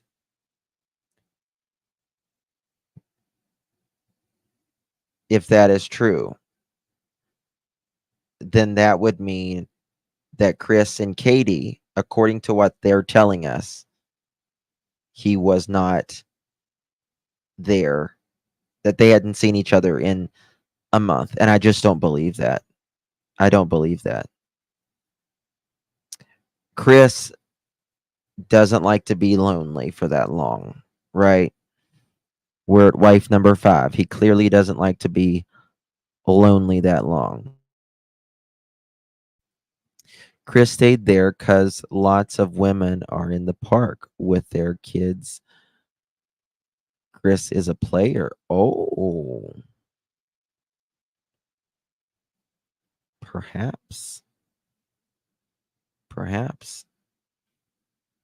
He's living like a king in his RV.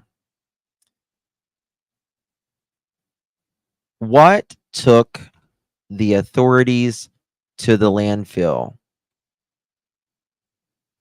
What took authorities to the landfill?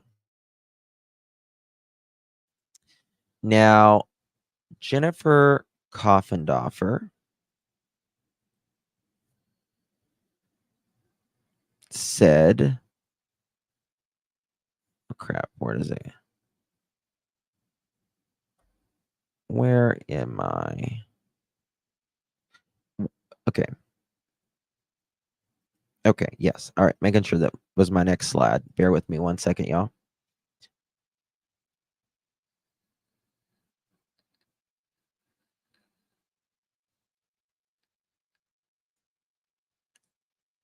Thank you, Scorpio. Did Chris hear Sebastian in the background during his phone call from Katie? In 10 days, 3 years. In 10 days, it'll be 3 years since Summer vanished. Praying for all these children. Yes, thank you so much, Scorpio. Thank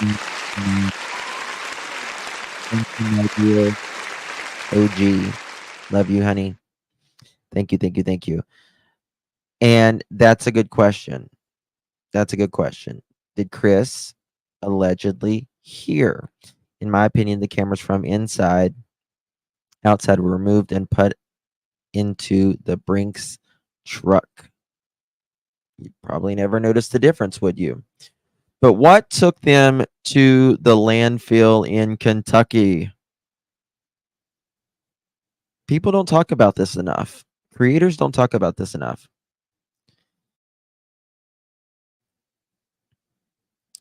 Don't you think that's odd? And remember, it was just days, right? Mere days, not many days at all, after Sebastian went missing, that they're looking in a landfill in Kentucky, an entire different state.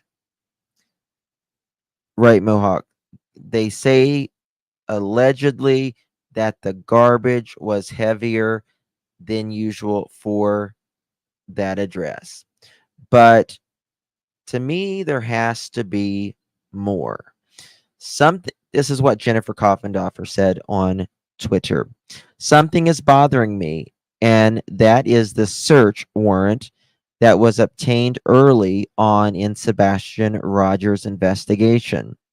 I know law enforcement has said routine, but no landfill search is routine. Remember, what they tell you and I doesn't mean it's got to be the truth, right? They don't just go dig in another state's trash for the hell of it. You've got to have probable cause, meaning it's more likely that it happened than it didn't. Something happened that they're trying to prove to a judge to sign off on it. Dawn, thank you so much. Thank you, my love, for gifting one pearl necklace. And if you received that pearl necklace, thank Dawn for gifting you that pearl necklace. How sweet. I think that they may have that, Beverly.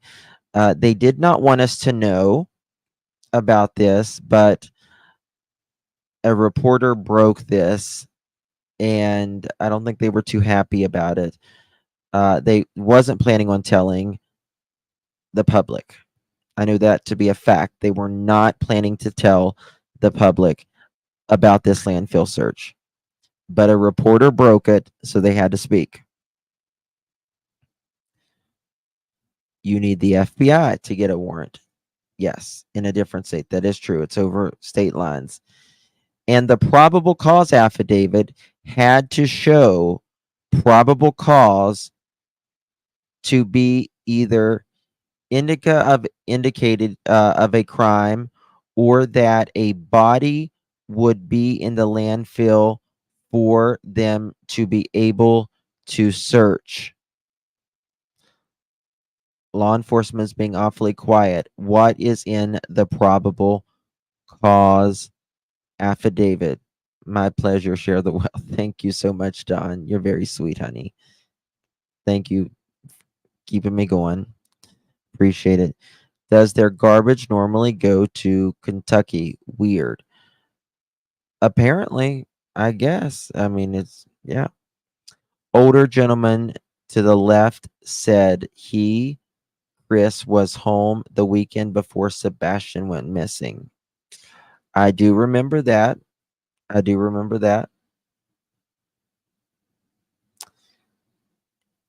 There, yes, they don't just go look in a landfill in a different state. It costs a lot of money to look in a landfill.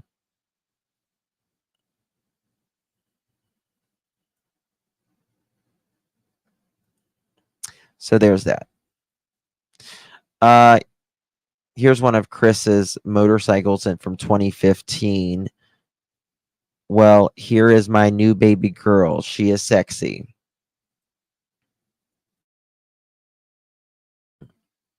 He thinks his tractor sexy.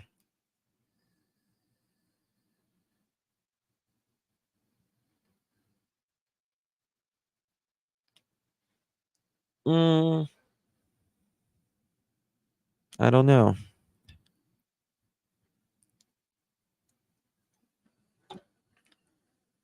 Not sure. Okay.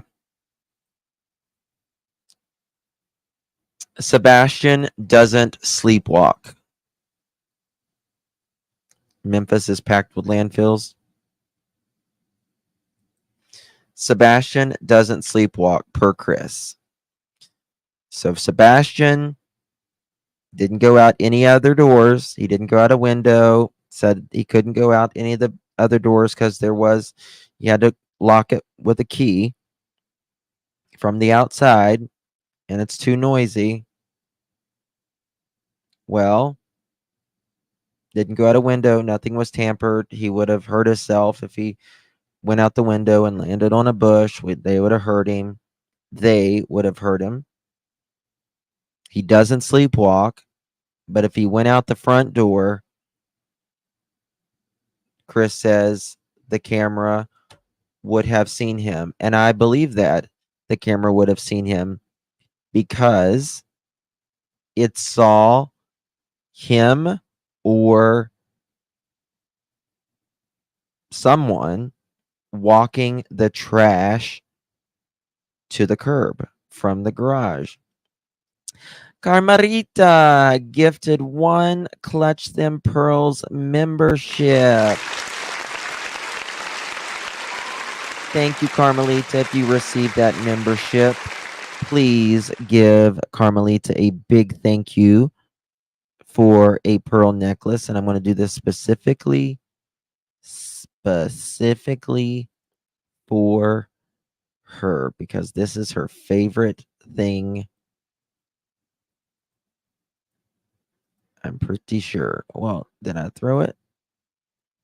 Let me check. 1 second. I must have exited out of it. Maybe not. Okay. Katie!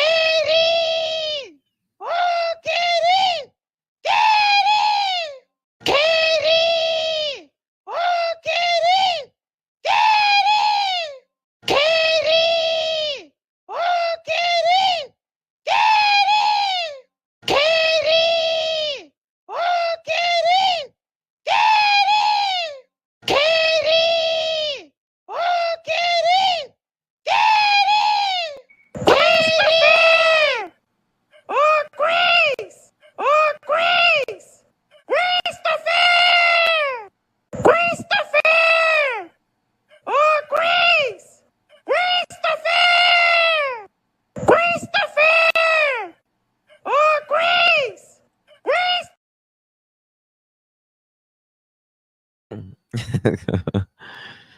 But a cent. What is it? No cent to the trash, but a cent to the pond. We don't know if they even got a cent to the trash can. He walked the trash out normally anyway, so I don't think we could tell either way. You know what I mean? 2 more to 1,000. Come on, 2 more. Thumbs up till 1,000. Do I hear 999? Going once. Going twice. Do I hear 1,000? 1,000 thumbs up. 988. Come on. I was the 1,000th. Yay! Thank you, conspiracy. Thank you, thank you, thank you. You guys are amazing. Amazing. Even Katie here liked it. Didn't you, Katie? Didn't you, Katie? Oh, Katie! Thank you.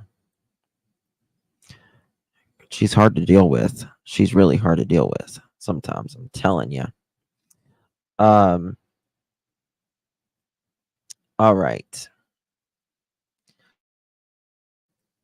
Euros. Misty, thank you so very much. Kentucky landfill, is it construction or residential? That one is residential, isn't it? Or maybe God, I can't remember now. No, maybe that was the construction one. Landfill, because one of this. Yeah, that was one. I heard that the landfill, they went to the trash because they thought the driver said it took allegedly two, hey Lisa, two of them to pick up the trash can.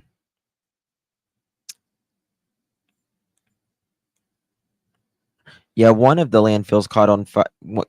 Was on fire. But I believe that they searched both, to be quite honest with you. I'm pretty sure that they searched both.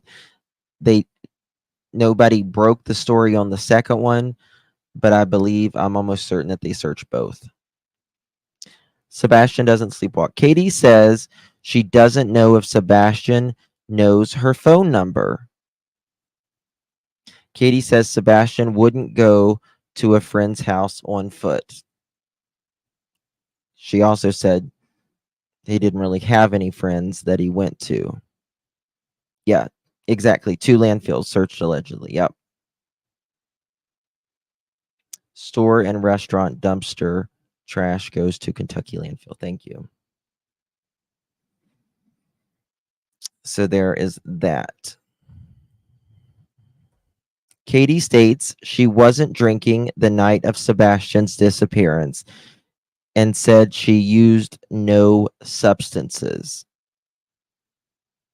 So she claims she was not drinking. She wasn't under the influence of anything.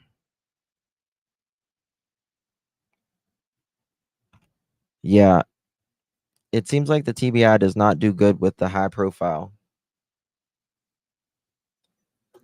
cases. 5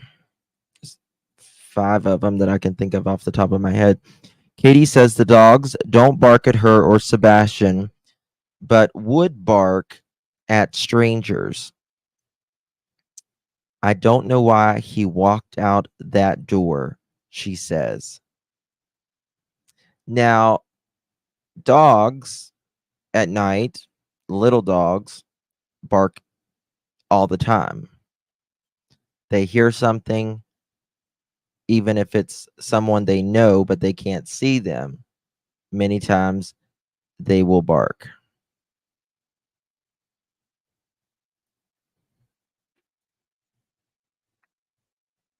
It's so strange to me how cameras picked up Sebastian or someone taking the trash out to the end of the driveway, but allegedly couldn't pick up movement of him walking out of the house.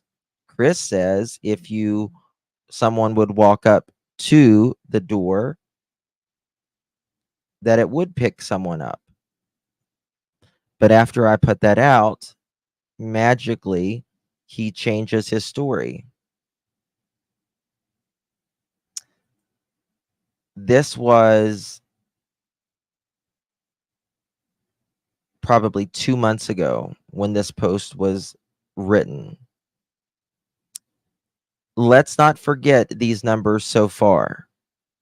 Around 1,500 people, 1,500 people have covered 10 to 12,000 miles searching for Sebastian. That's just what has been tracked at the command center. 10 to 12,000 miles, y'all. That is insane. How many miles is it from DC to California? Like 3,000 miles? Think about that.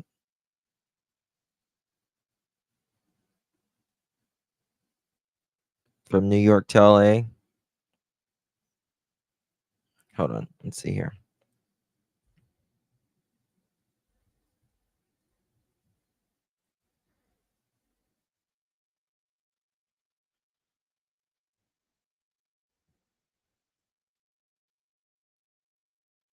Okay.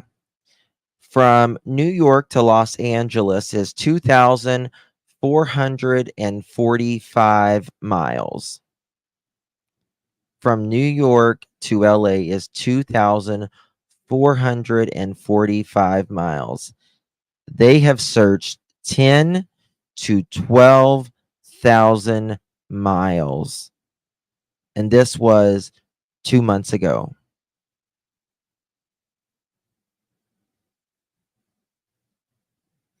If he was in that vicinity, I would think he would have been found,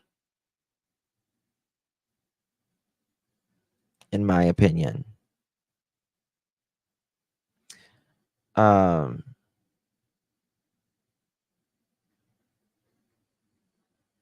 me see here 1 second.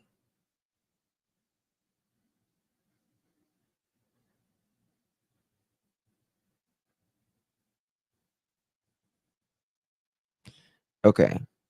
Here's a picture of Chris and Katie in a garage. I just noticed this was a garage. I don't know if this is their most recent garage. Perhaps the wall color looks very similar to some of their house. So this may be a photo of them in their garage. He's scared. Yep, he's scared. All right. So this is from Melissa Proudfoot. On February 27th, the day after Sebastian vanished, she writes, "Hey everyone, this is my nephew. He is high-functioning verbal autistic. He walked out of the house in the middle of the night with his glasses, a small flashlight, and no shoes. We have been searching since 6:30 in the morning yesterday. They are searching the 10 miles around his house, but I am worried that he may have gotten in a back seat of a car and fell asleep and woke up after someone got their job and got out of the car." That's a bizarre thing. This theory doesn't make sense to me.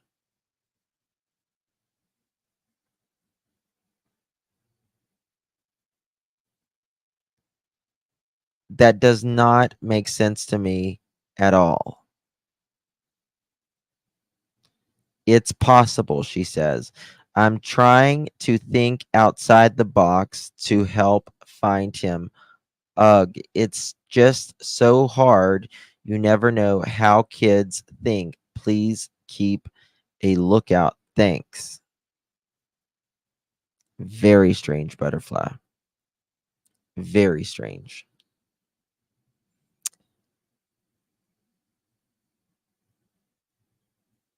But I'm worried that he may have got in the backseat of a car, fell asleep, and woke up after someone got to their job and got out of the car. Could he have fell asleep in the back of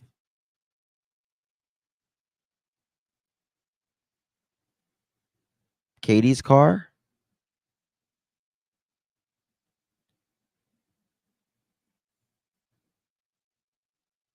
Good night, Jennifer. Take care, honey. So then what happened? Oh, he was asleep in the backseat of a car. All right. He doesn't sleep anywhere else. He doesn't like to sleep even in his own bed at home. But he slept sleeping in the back of a car. Also, no cameras caught him. And what was he doing? Going from car to car, trying to see if they'll open? I don't think so. Right. Exactly. Exactly. All right.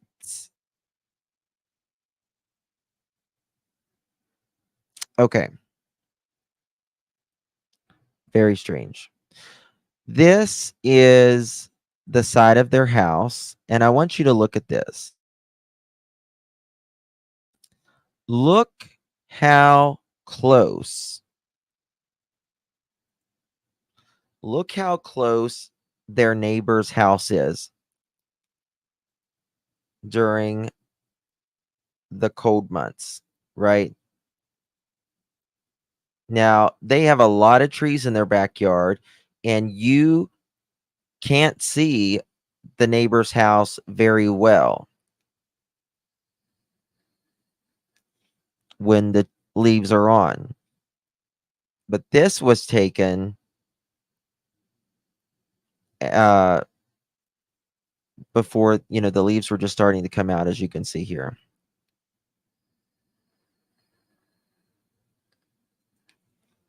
The van backed up to the gate, right? And I think even in this picture, I don't know if I think it's a person right there. I'm pretty sure.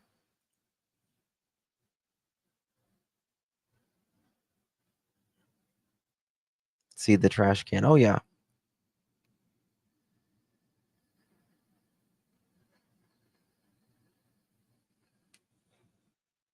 If I'm not mistaken, that house was being flipped. Yep. The van at this time, this photo on the left was taken before this photo, I believe. Look how close the van is to the house. Here it's more over, it looks like.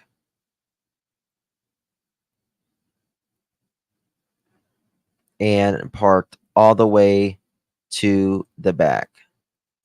Yes, my dear.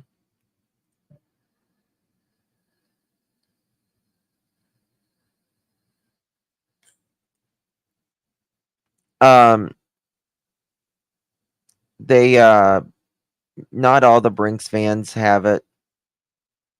Sometimes they're contracted out, and It's like almost kind of like a franchise.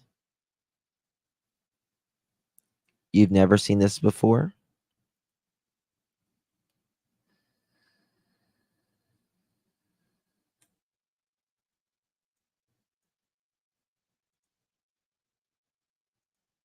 Betty, you think you're just going to slide in here like that?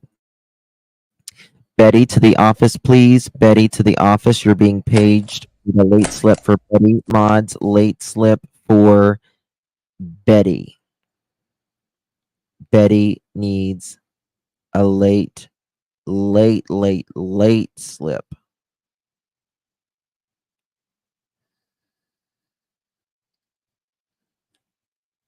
Yeah, I don't know why there was 2 white bands. Nothing. Nothing.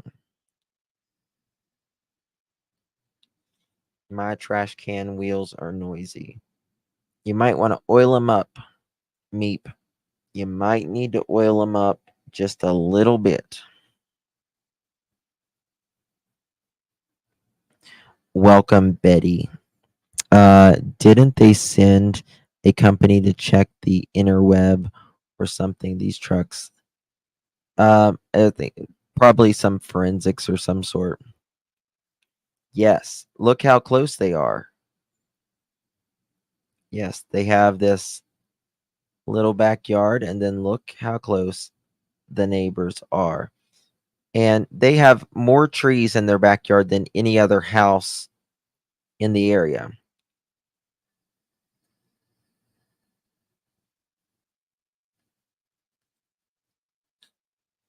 Melissa. Where's Melissa? Melissa.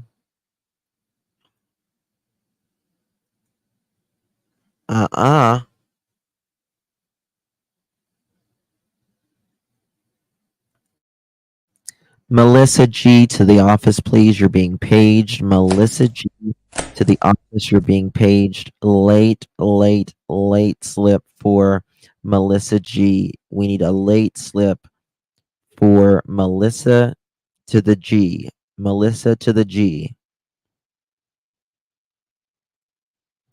Do you have one from the backyard? Yes, but it's pointing toward the house. My neighbors are two sounds like airplanes landing. Sometimes I always say it must be trash day. Mod to the office, please. Mod to the office. You're being paged. I think this is Mod's second late slip.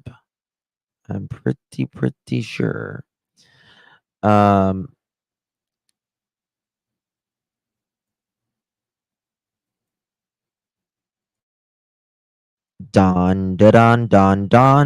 to the office, please. You're being paged. Don to the office, please. You're being paged. Late slip for the Don.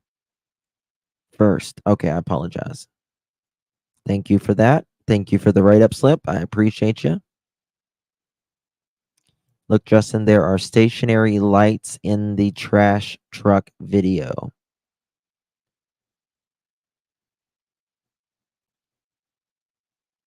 Yes. I don't know how. Yep, the neighbors on the back deck. I don't know how trash truck lights move the way that those are supposedly moving. What if it was another car already in the garage? There was a car in the garage, like Chris's truck or a family member. We have only considered Katie's because Katie said he was not there. Just a thought. Yes, that's possible.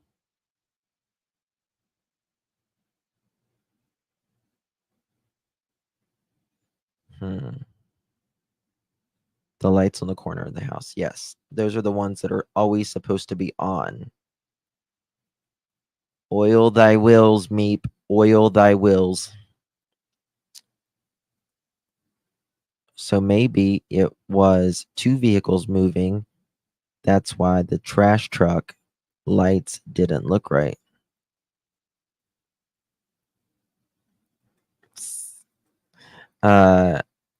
Katie talks like he was there. But Chris talks like he was there.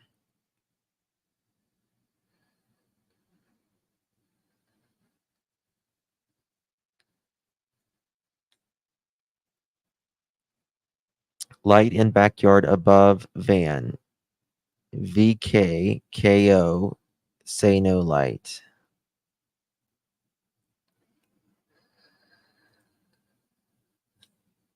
Yes, bike is parked in the garage as well.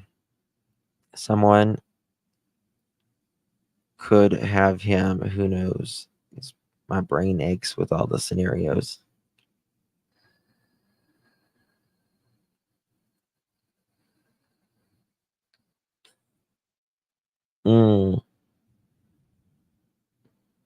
Trash day is loud. Well, I don't believe they come at 3 o'clock in the morning.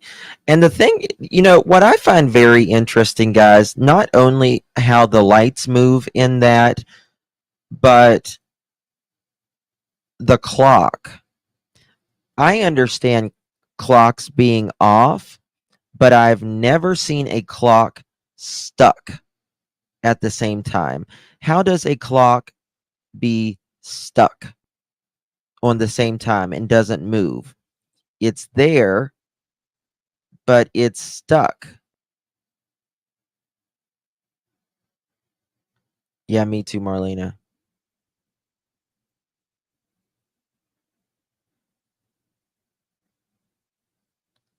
My neighbors are further. Yes. Yeah.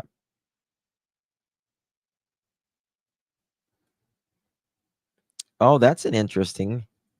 Ramona 312 is when Katie jammed the neighborhood, I'm convinced. And as we know, it's very simple to do that. Very simple.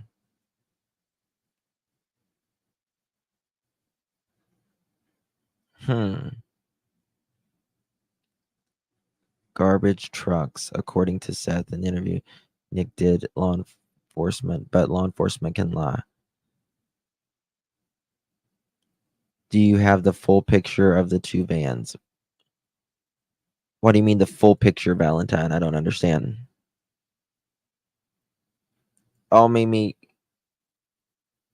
go back and I did a live on how easy it is.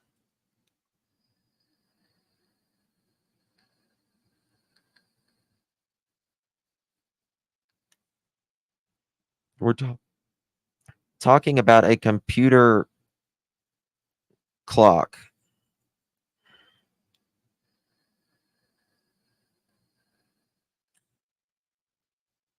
Did no one bring snacks? Guys, we got to have snacks.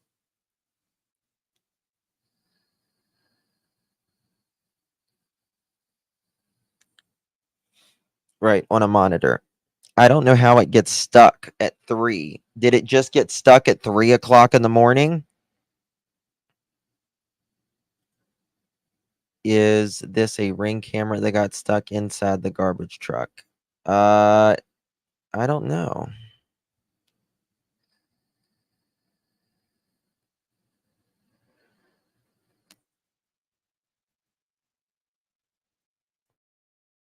Amy Brody to the office, please. You're being paged. Amy Brody to the office, please. You are being paged. Late slip for Miss Amy Brody. Amy Brody. You're being paged. All right. Here's another one of Chris's thingy-majiggers from Facebook in 2020. If one of these kids was used on you as a kid, you're probably not rioting, which I don't agree with rioting.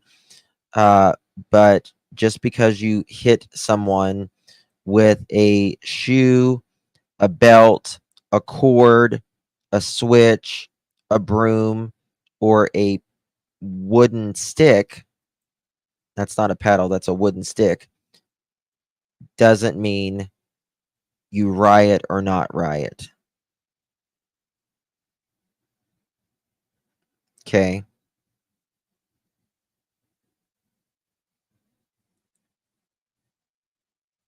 I don't even think that's a yardstick. I don't know. Might be.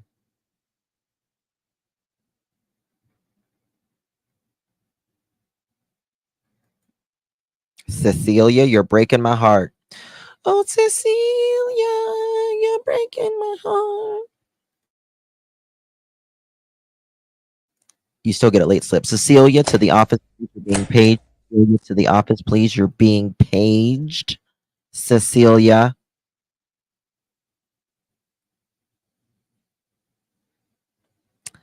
You're breaking my heart, Cecilia. I love that song too. It's a good song. So there's this. He posted this June 5th of 2020. Research indicates that children with autism are increased risk for maltreatment, right? Yes, you were. We would use 3 night covering. Yeah, exactly. Because it is, it's stressful. It can be stressful, and they are absolutely at increased risk. Most commonly cited contributed factors, 47.1%, was overwhelming stress for caring for an autistic child. The results underscore the importance of supporting services for caring a child with autism. It sounds like, Katie, Chris, Seth, they did not put Sebastian in any sort of extracurricular activities, right?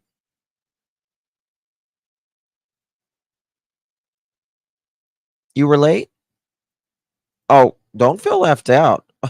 Not here. No one feels not here.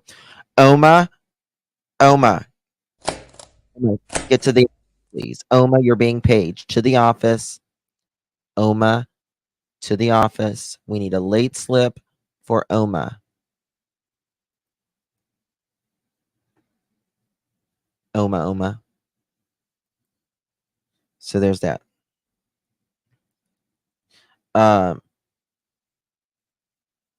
Let me see here.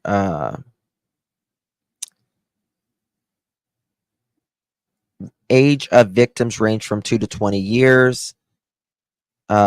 Patients and other caregivers accounted for 63.5% and 13.5% of perpetrators, respectively.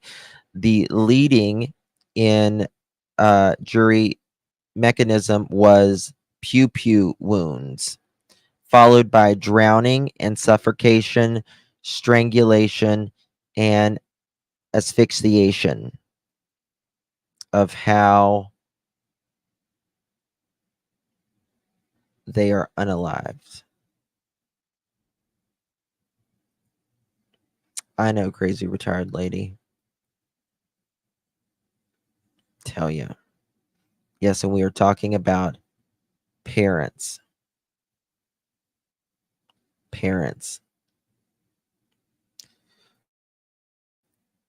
Alex K, thank you so very much, my love.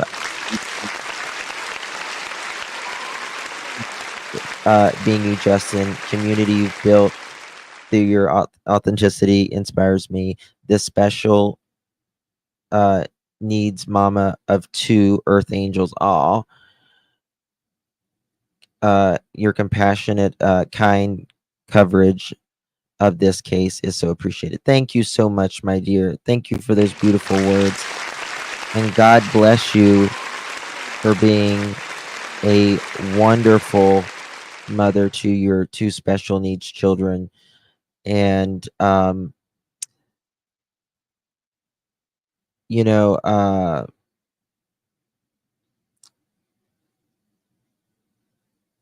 lot of parents get, have special needs children, but it takes a special parent to be a special parent to their special needs, right? To give good, wholesome parenting, right? So that is, and as you can see, case after case, not all kids get that, right?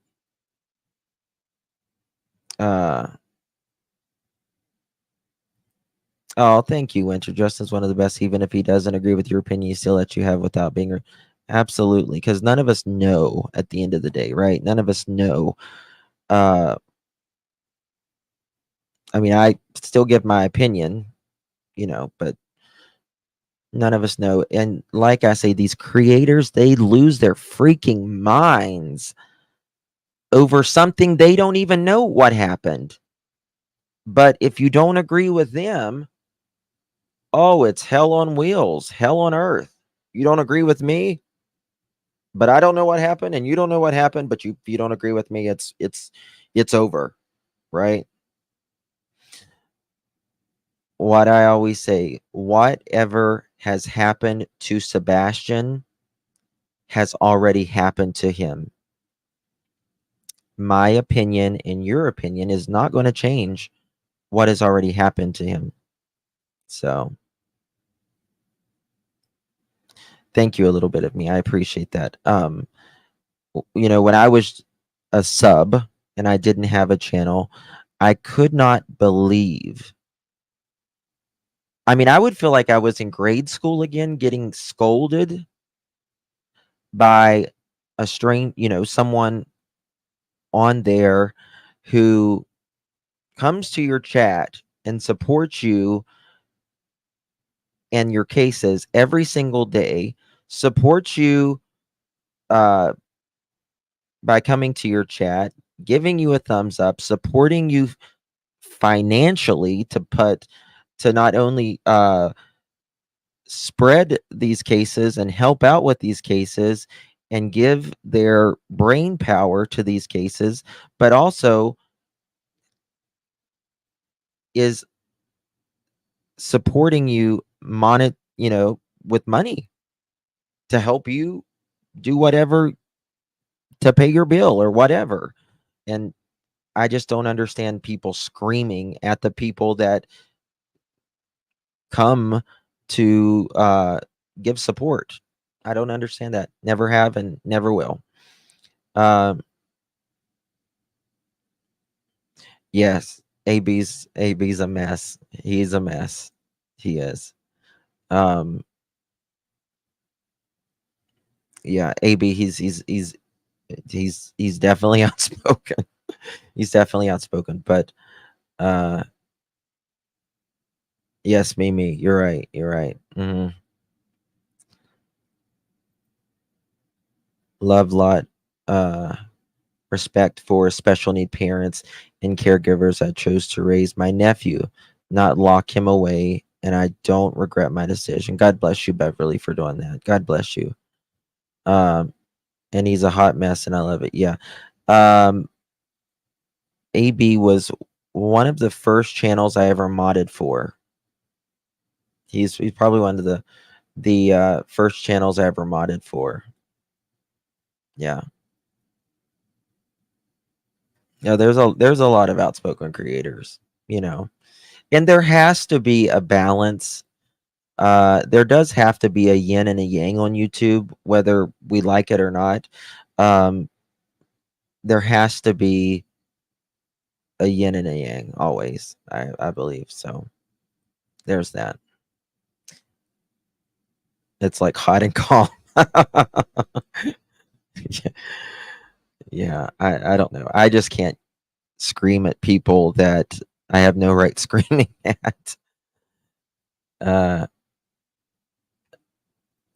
Oh, listen, written in the stars. I mean, if you cover cases and you're monetized, you're immediately a tragedy pimp. Immediately. So, this is obviously this is Sebastian, and this was right before the day of. Was this Sunday or was this Saturday? With the optimistic shirt.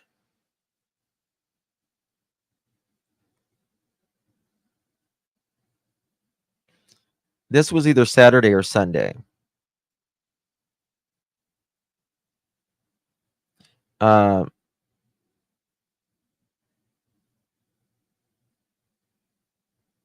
can't remember if it was Saturday at Costco. And I mean, he looks like he has a bruise right here on his neck. He certainly does. He certainly does.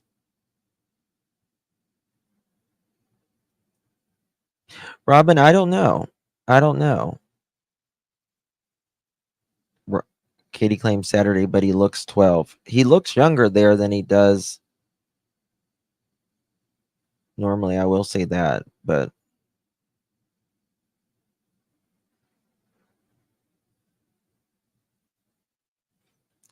what was it? Justin, may I mention, For the Love of Gabe, it's a wonderful chronicle of a young man's growth. He's nonverbal, but so smart and learning to communicate by spelling. Sure, absolutely.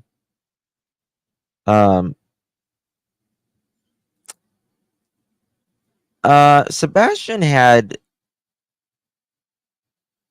smaller teeth. I don't know, but okay, thank you, Sue.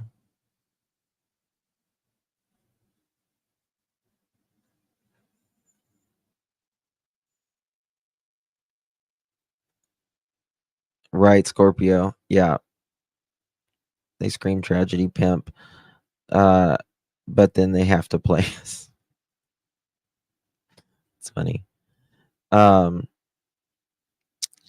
Katie, this is whenever someone said that they spoke or seen Sebastian.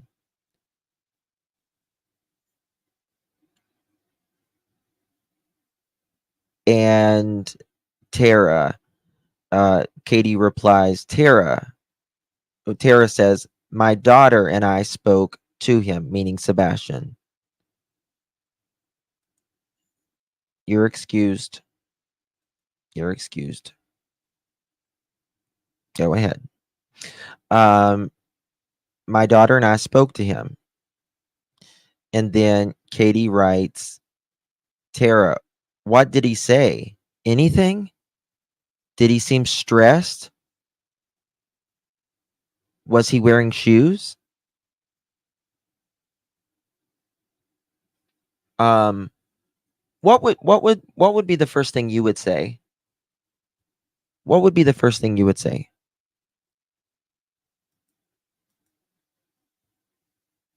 Mine would be, where? Did you call the cops? Where? I'm in my car. Where? Show me. Yes. Where? Show me. Where? When did you see him? Drive immediately to the area.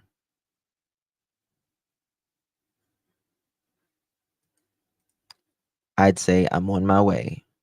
Where? And call 911. Did Katie call 911? No. Where is he?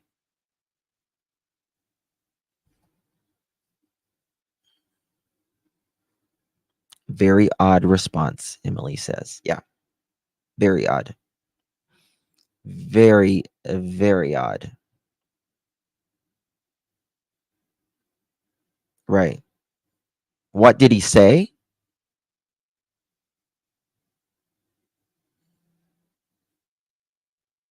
Where did you see him?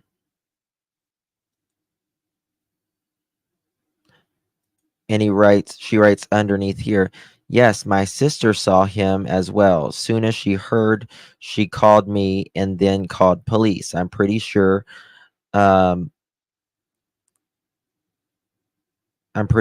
guy across the street called too. Officers came and drove in our neighborhood, but we literally are right up against another subdivision of wood. She replied to Katie after saying this. Very odd response.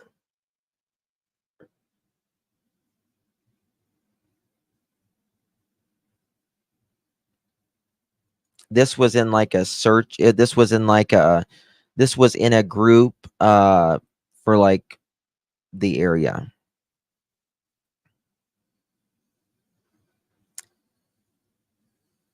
So weird, so bizarre. What did he say? Anything? Did he seem stressed?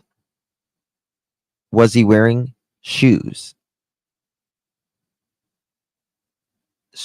Did he seem stressed? Well, if he was gone that long, hell yeah, he would have been stressed, I would say.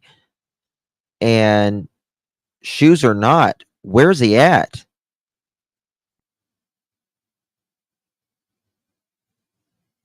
Oh, I'm sorry. I might have missed it. Reflex. I apologize. I'm so sorry. Thank you so much, Reflex.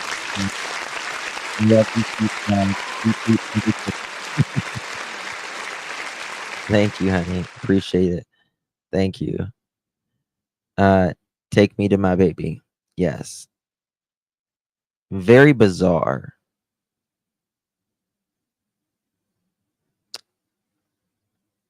I wouldn't have question marks. I'd have explanation marks, right?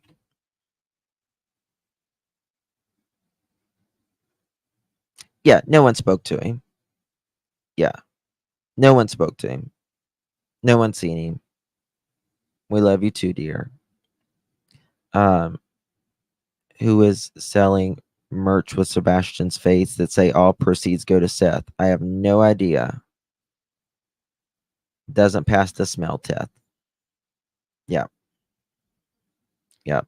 I showed you that. This is I-40 that goes into Memphis.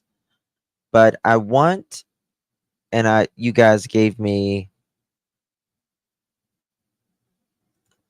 Justin, I have more respect for you because you lay things out. Although this is a terrible, we need a chuckle. Absolutely. I work hard for the money. Thank you. Thank you. I appreciate you. Thank you so much. I try to lay it out as best I can. Thank you.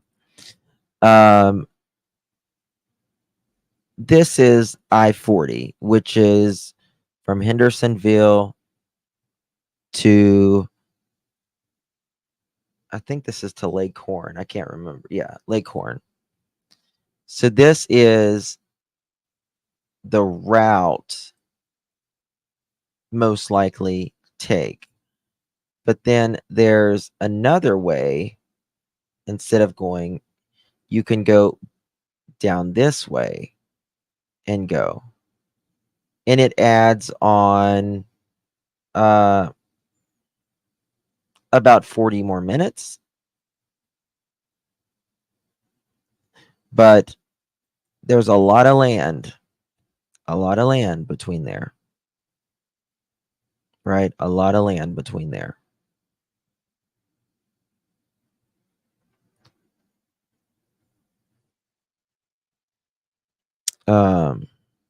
Justin, Chaco Island is located 5.7 miles from Hendersonville.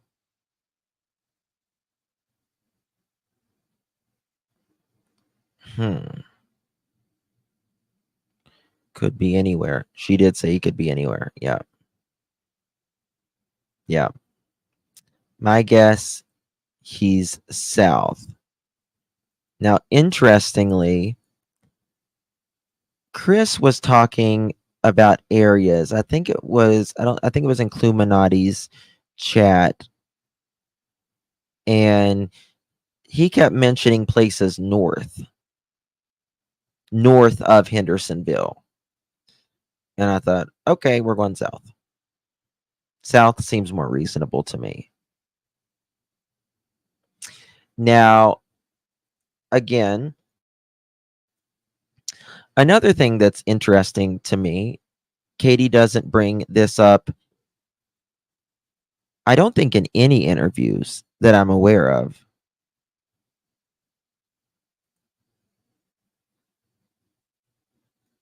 I might need to talk to you about that, Rachel. I would get on I-40 to go from Tri-Cities to Gatlinburg, just saying. Okay.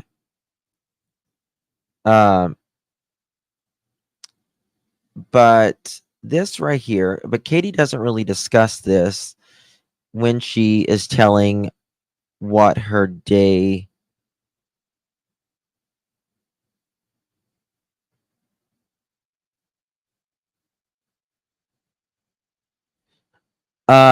Tracy, yeah, I do watch her. I completely disagree generally with this case, but yeah, I do love to watch her. I usually watch her of the mornings, in the shower or something. Okay, Rach, thank you.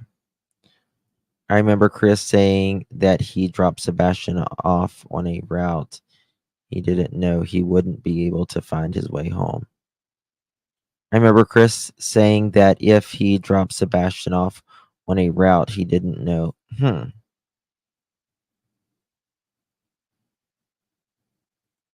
I do that all the time. All the time. Did she seem high when she's asked if he looks stressed? I don't know. Goes east and west. Yeah, like north, like interstates that go north are, they're what, odd numbers? Isn't that right? And then like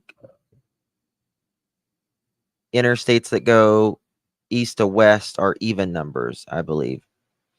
Betty, thank you, my lovies. Appreciate you, honey. Thank you for your support. Appreciate you, my love. Thank you. That's so sad, thinking he might have been dropped off somewhere. Northbound or odd, right? And like east to west is even. I-40 goes from California to North Carolina, C to C. I tell you what, I've driven from Virginia to Texas and Tennessee.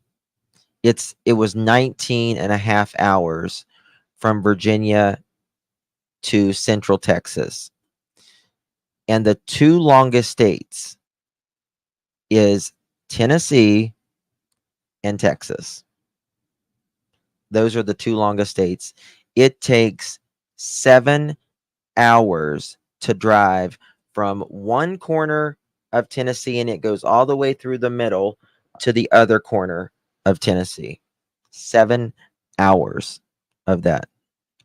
It takes forever to get out of Tennessee because it is literally from one corner through the middle to the other corner. Did I-40 California, Tennessee 3 times? Oh my God, I can't now. Yeah. And then I drove from central Texas to New Mexico to California, back to Texas, Texas to Virginia. I can drive 7 hours and not leave my state. Oh yeah. Yes. That's crazy. Okay. So Katie, when she tells about her day, after she drops off the groceries, she goes to a neighbor's house, Dara. Yep, she was at my house for a few minutes on Sunday afternoon with his mom and his cousin. Sorry, yep, he was at my house for a few minutes on Saturday afternoon with my mom and his cousin. His cousin. So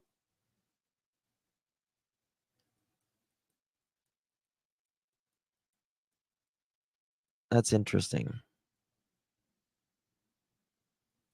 They never talk about that.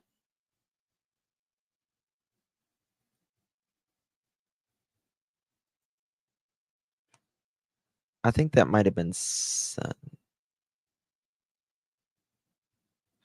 Memphis is fun. Yeah. Melissa's child. She doesn't talk about that. She doesn't speak about going to a neighbor's house. Well, this was Saturday, not Sunday, according to the neighbor.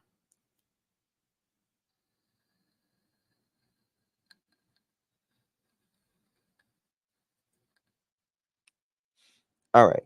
Now this.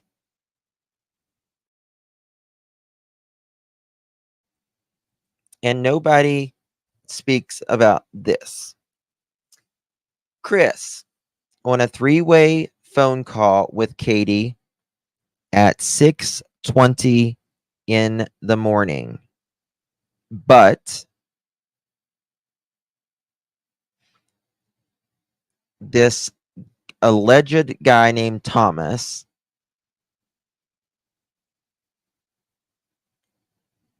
says, I needed to update this. Chris actually shows up at work at 5. He's supposed to be there at 5.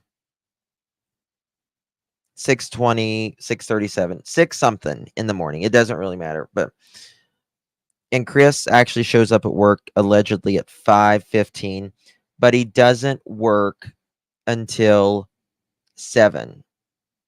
Okay? If he is on the phone, oh, thank you, just a girl. Thank you, my dear.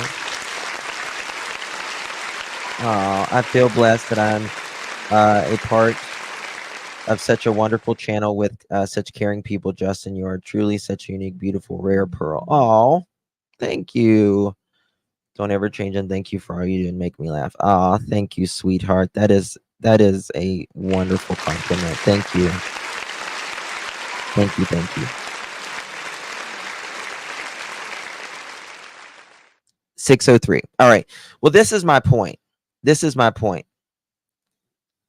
So if Chris was at work at 5:15 or whenever, the call, Katie calls Chris at 6 o'clock. Chris doesn't have to clock in at work till 7, which means you're telling me that this man clocks into work when his wife just called him and said, "Hey, our son, your stepson, is missing." You're telling me Chris clocked in. Chris clocked in because 6 o'clock, 6:30, doesn't matter, before 7.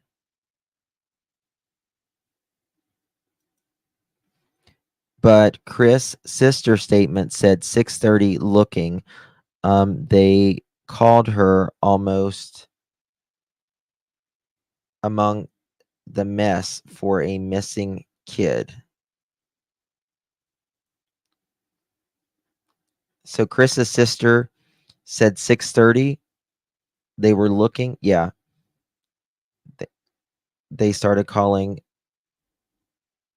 among the mess for a missing kid. Exactly. Huge red flag.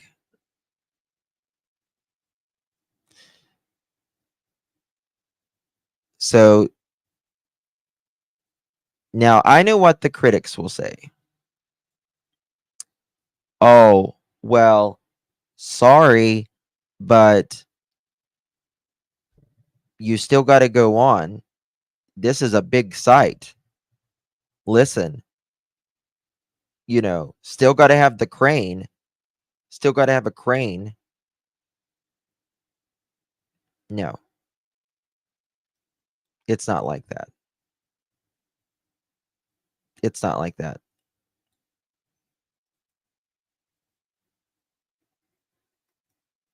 They could not make you work something like that. You would be really a danger, in my opinion.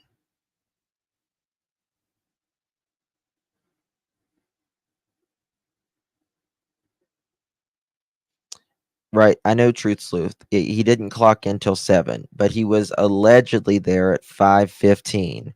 What was, you know what I'm saying?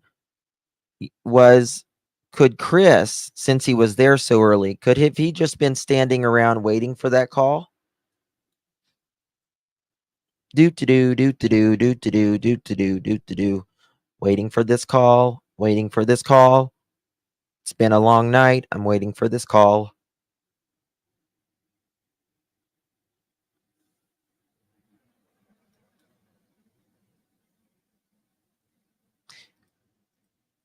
If Chris was down home and something happened, he could make it from Memphis by 9:30, call Katie and make plans or discussion what to say, and then he could head to work instead of sleeping for a couple hours. Yes. Absolutely.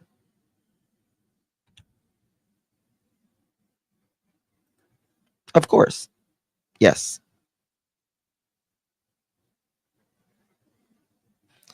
And this is why nobody talks about this. I don't know if anybody thinks about it, but no creators talk about this.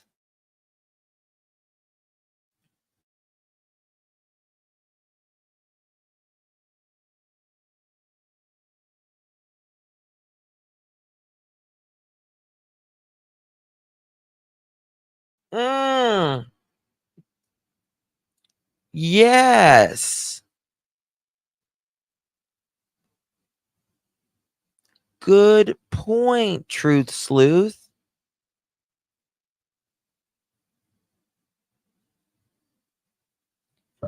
Good point. He said he was in the crane with earbuds in talking to Katie, right?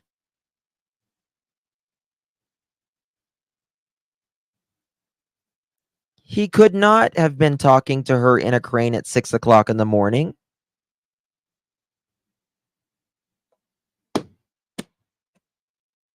I feel like Chris right now hitting something.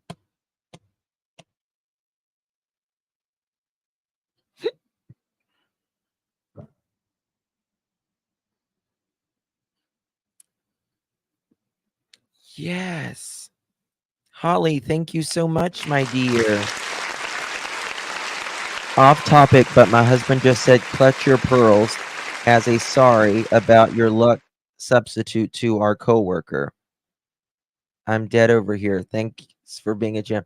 Off topic, but my husband just said clutch your pearls as a sorry about your luck substitute to our coworker. I'm dead over here. I don't get it. I'm a little blonde, Holly. I'm sorry. I don't get it. Does anybody get it? Can someone explain? Thank you, Holly. Guys, we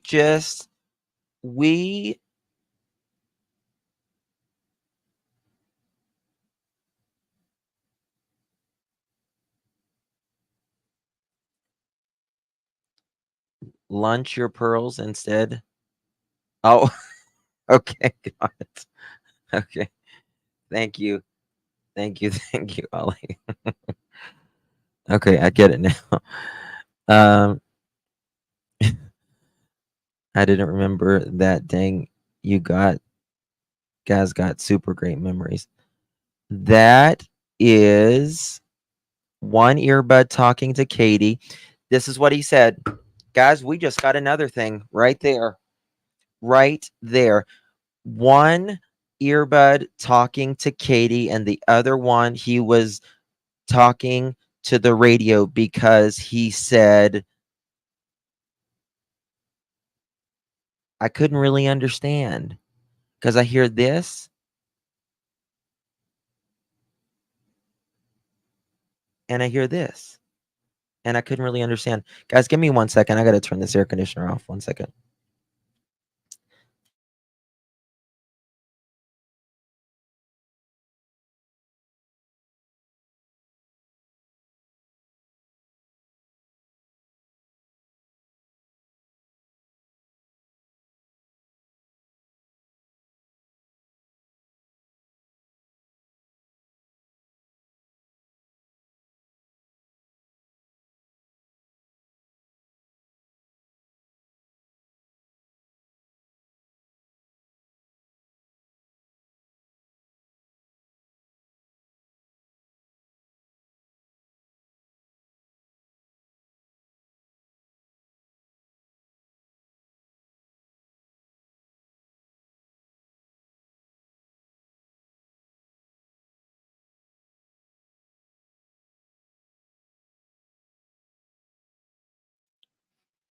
Okay.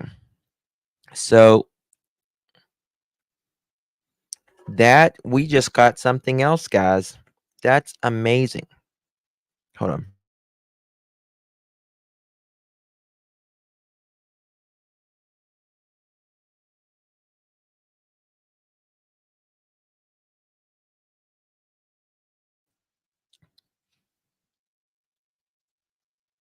Yes. Chris cannot work without crew and moves around heavy things. He needs a crew on the ground, so doubtful that they were at 5 a.m. Well, let me go back here.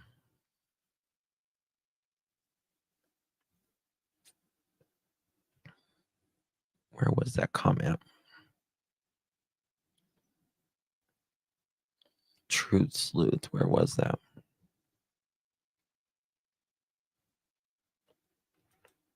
He would be a safety risk by being on construction. Sorry, I'm going back so I can remember something.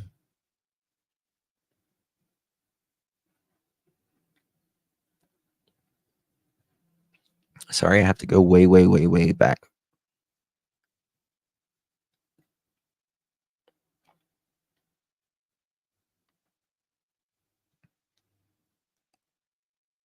Damn, how far back was it?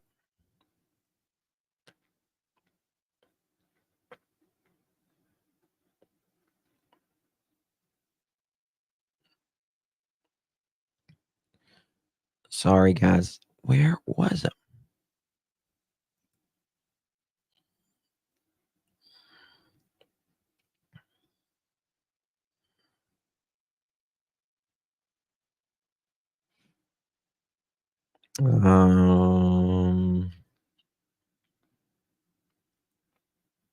They are all lying.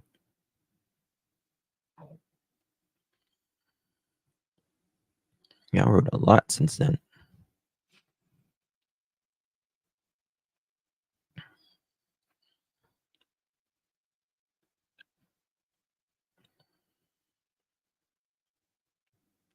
Oh, well, I guess I'll.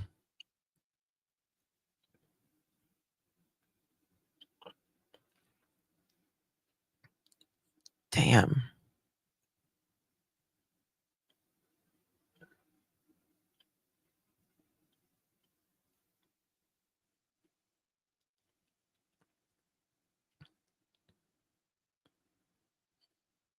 Jesus, take the wheel.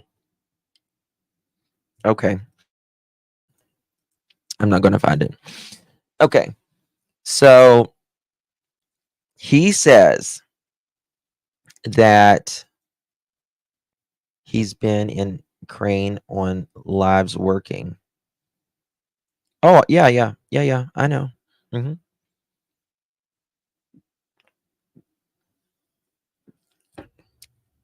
What was... Damn it.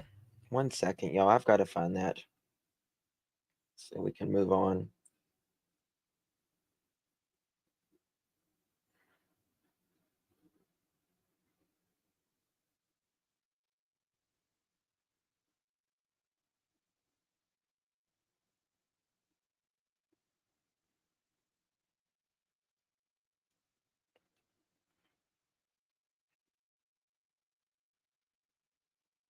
Okay.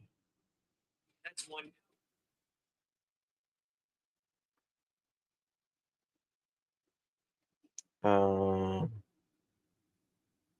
Is it before that or is it after that?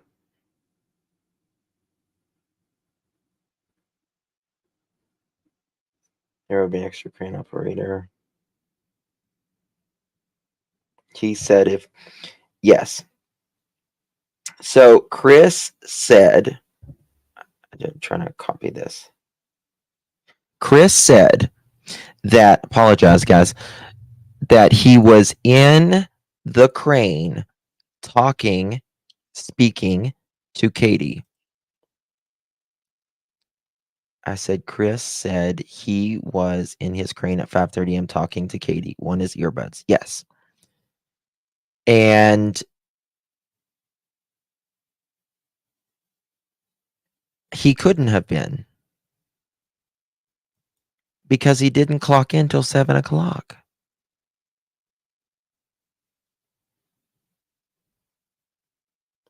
He's supposed to show up, or he allegedly showed up at 5:15. And everyone wondered, why would he be there at 5:15 when he doesn't clock in till 7? Well, you can't sneak into your workplace.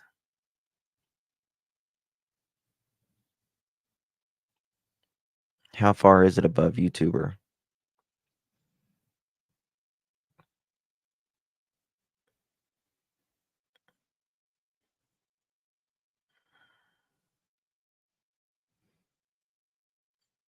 YouTuber, you may have to retype it.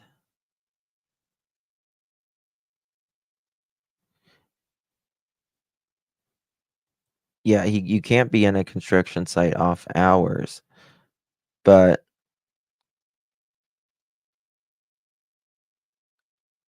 well, see, it can't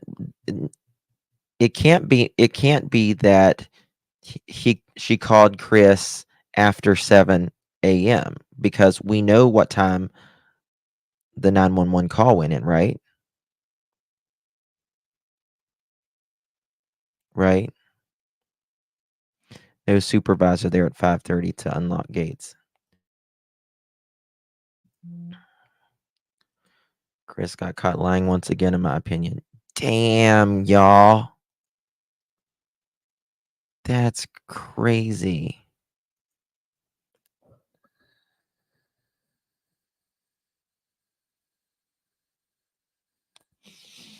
Because I was bringing this up because no creator talks about this, right? Because I just... She says they're on a 3-way call at 6:30 in the morning, and if he clocks in at work at 7 o'clock, you mean to tell me he went and...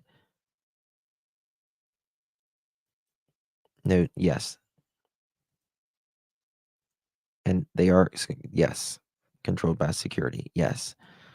I can't imagine Chris getting this call and saying, oh, well, I'm going to go ahead and clock in, even though my wife's freaking the hell out and my stepson is missing. And that's when truth sleuth said, well, don't you remember he said he was in the crane with earbuds in, one talking to him here and one talking to him there. Well, that couldn't have happened. Couldn't have happened.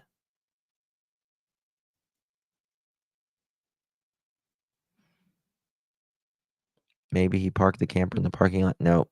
He pays 3 months in advance.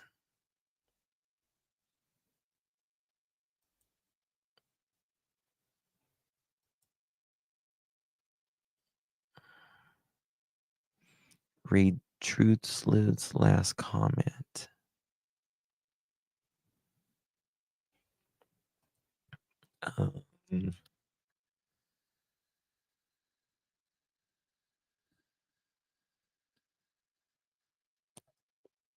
I don't see it. Oh, there we go.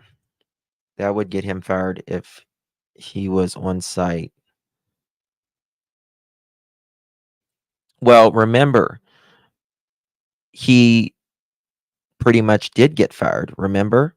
He pretty much did get fired. And the other day he said, we got things finally worked out. So something is off here. Something is off here. How does someone have a three-way call from his crane, earbuds, and Katie not talking? How does someone have a three-way call from his crane, earbuds, and Katie not talking? So Chris is saying virtually. Yes.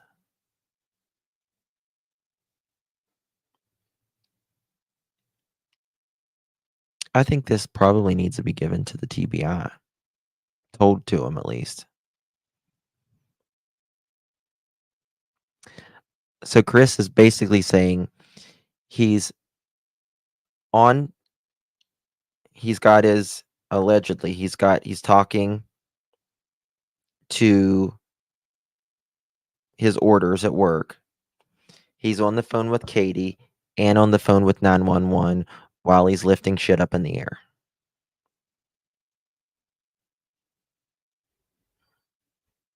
No. He blamed it on YouTubers. Of course he did.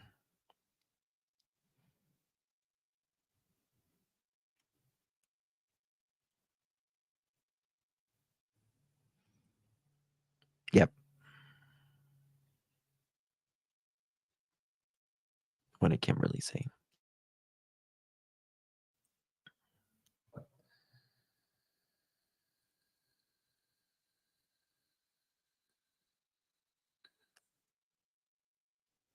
Damn, that's interesting, y'all. I always thought this is weird, and then Truth Sleuth caught that, and I'm like, oh shit.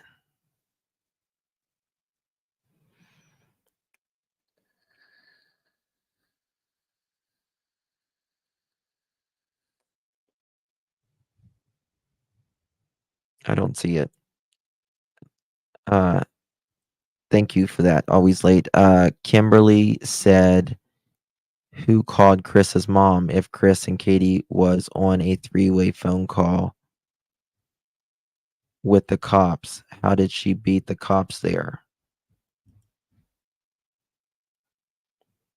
Ooh. I need to take a screenshot of that.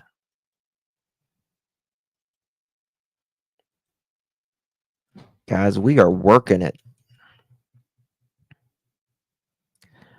Marlena, have you seen what we just caught? Yeah, we're going to watch that for sure. We'll probably watch that tomorrow. Did you see what we just caught? I know you're late.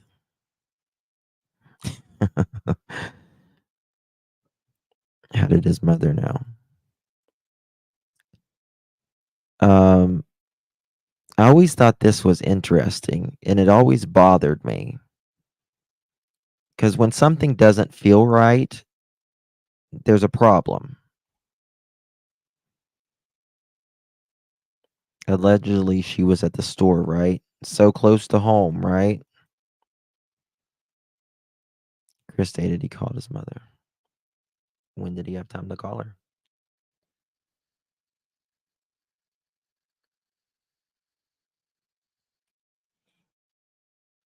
Oh, absolutely. I mean, you can't speak to someone and, you know,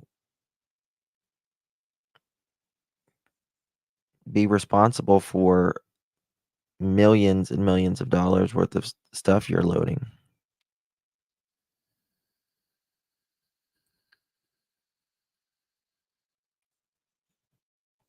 Terry and Melissa were there, and someone else, Katie, when police arrived. Take a screenshot of that as well.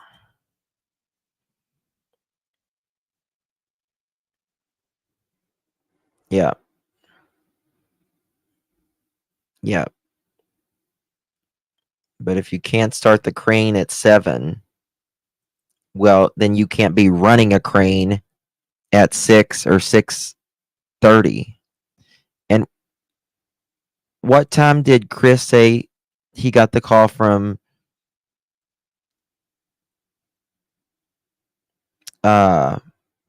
Katie? Was it 6:03 or 6:05? Justin, will you show the girls my email before we go a preemie baby?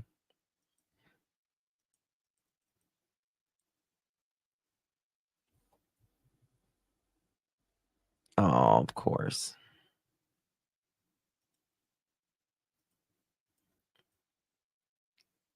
Guys, this is blowing my mind right now. Little preemie babies. Look at those little hands. Oh, jigger booger. Look at this. Oh, beautiful. Look at the little feetsies.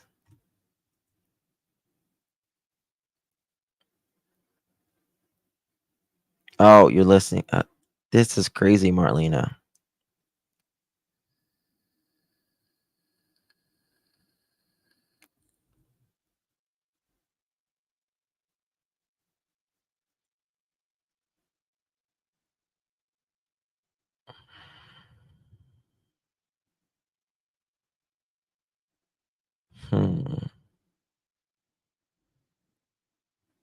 Wants everything to die. It's your great grandson. Aw. Yes, Tennessee Rose. That's the problem. That's exactly what we're talking about. How can he have Katie on the phone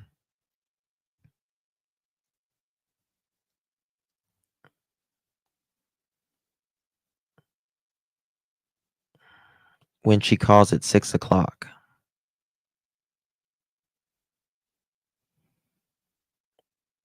6:03 or something like that. How can he have Katie on the phone? You're welcome.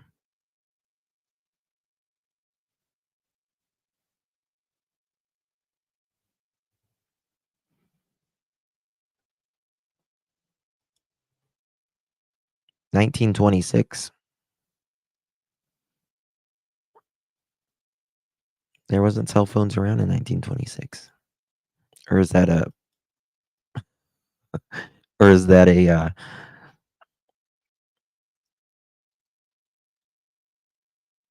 bill? 2 sets of earbuds.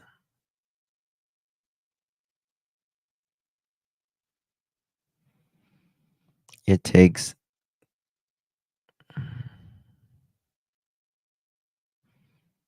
No, he's not in Alaska.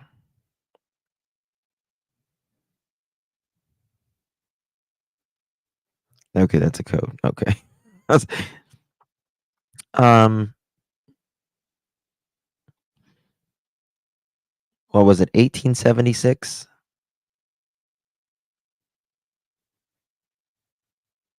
When was the phone? Okay, it doesn't matter. I'm getting sidetracked.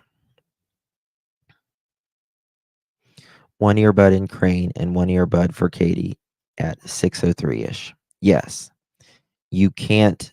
He wasn't in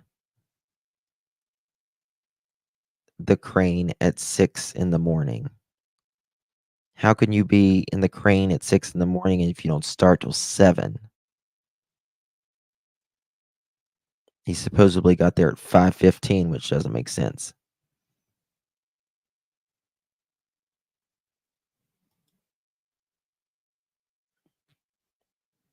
Yeah, they are open from. Yep, I have. And it also says if you're calling outside these hours or if you have an emergency, please hang up and dial 911, Chris.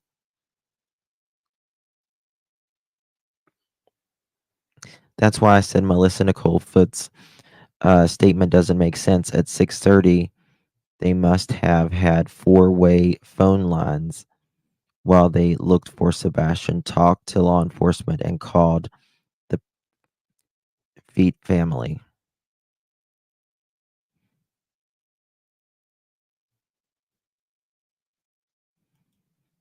You probably get in the work site at 6:30, but not earlier, in my opinion. Allegedly, he was seen at 5:15. Nina, CP, need to tell you something twice. Nina?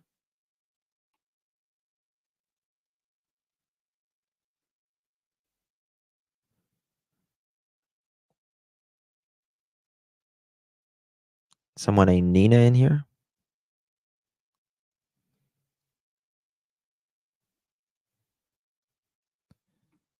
Nina, Chris said, need to tell you something. I don't get it. But I don't get a lot of things either. I don't get what you mean. Shirley, I'm sorry.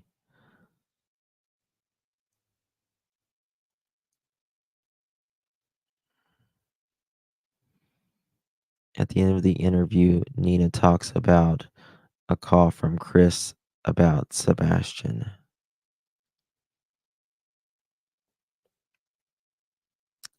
Oh, yes. Yes. Let's see what she says. 43:58. That's where we left off last time. Never came out here. Attorney followed me outside and we went. I'm over it. All I could think about enough money. It's,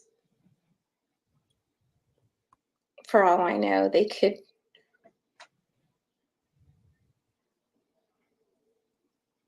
take Faith from school. Reach out to him and I let him know, we're here, whatever you need. Let us know how we can help you. When I heard that, and I also, Sebastian missing, and I think Faith needs to be aware of what's happening.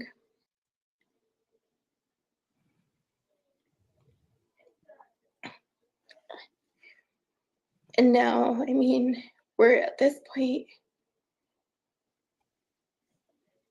where Sebastian is missing.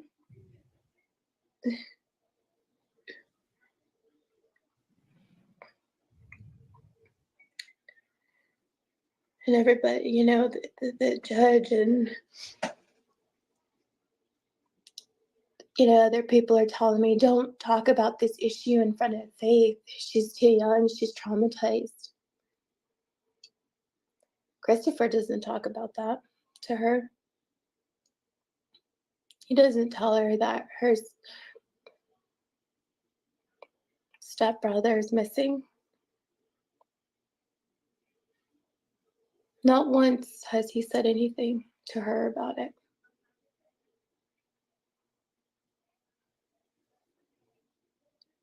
I think Faith needs to be aware of what's happening.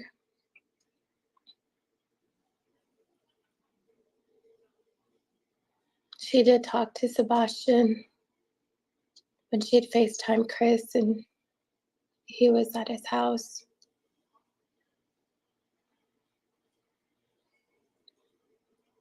She knows him.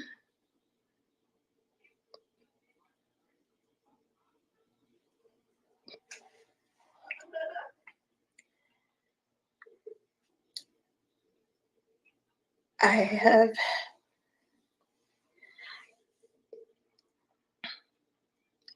really don't know what to say at this point.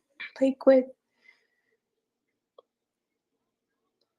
Sebastian missing and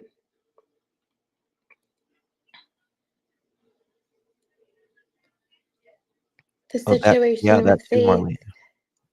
That too. It's been an ongoing situation. I was unaware that Sebastian's father was getting him. I was unaware that he was going to live with his father permanently. Hold on. In chat, Bubble Beth. Rule. Are they in chat?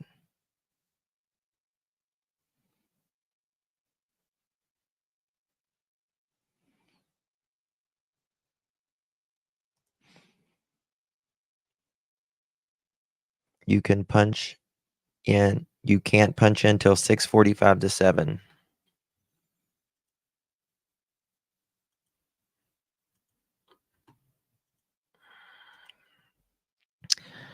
Which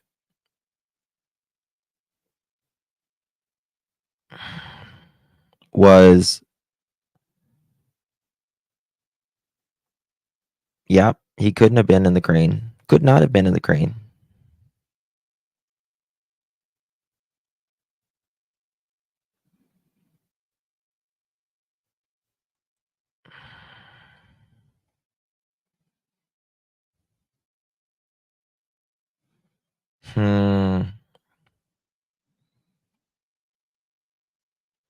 Something's I want to see what I can't remember what she says about Finally, Chris that here. was disclosed to me about a week and a half ago.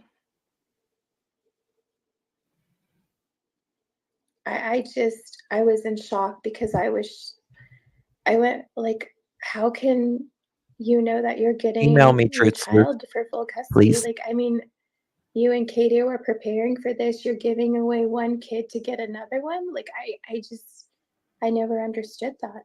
I still don't understand that. Mm-hmm.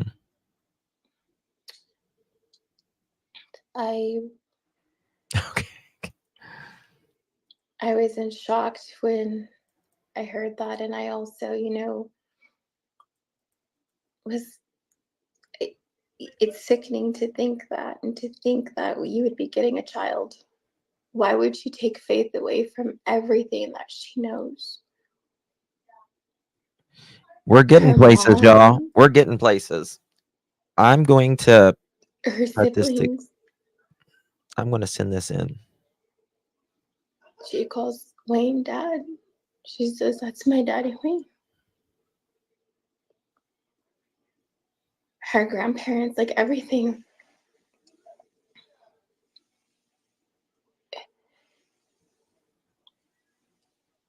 I don't, I was lost, and now the more and more I find out, it just makes my stomach turn even more. Like, going back to this court hearing that we had. Yep. We never got an extension on the restraining order. But I believe that we should have. I did, because I don't know what Christopher nor Katie or the Proudfoots are capable of doing. It's, for all I know, they could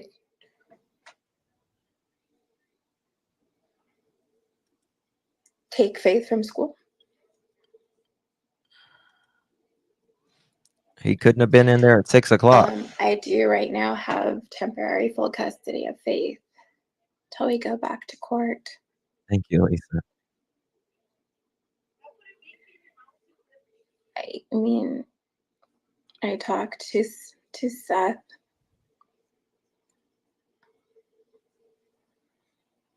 And I've always told him, I reach out to him and I let him know, you know, we're here, whatever you need, let us know how we can help you.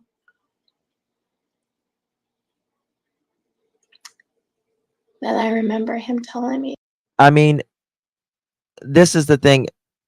They may not know everything that he has said on every interview.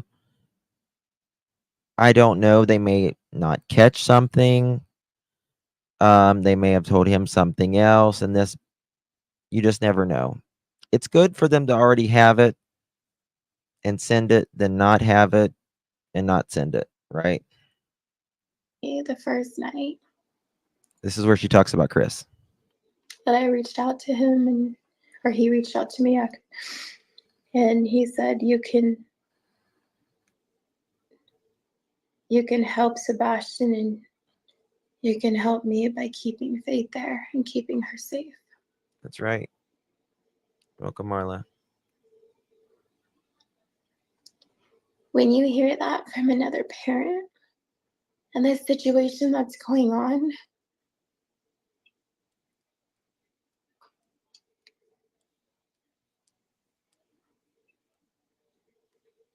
what do you say? Like, I'm doing the best that I can,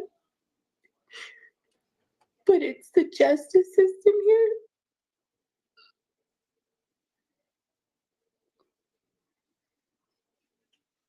What does she say? My biggest fear is that somebody's gonna make the wrong decision for Faith and she goes out there. And what am I gonna do? What if something like this happens to my baby?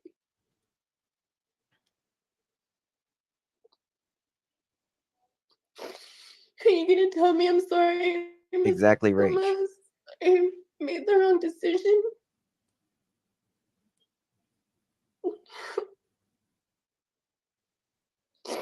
The justice system has failed a lot of kids, has failed my kids, and it's also failed Sebastian.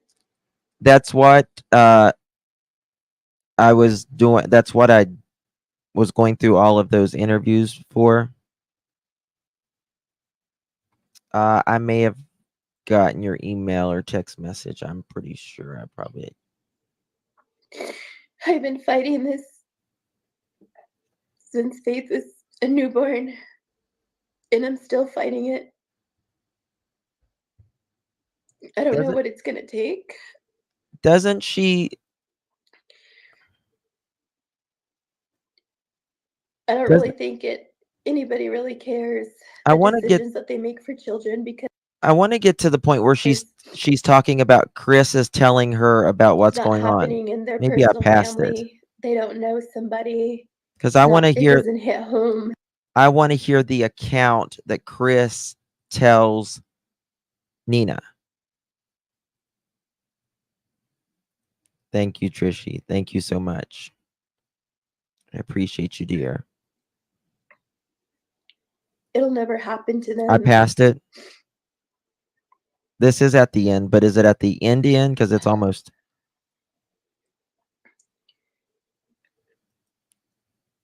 A lot of these people always tell me, won't let Faith be one of them. I will always fight.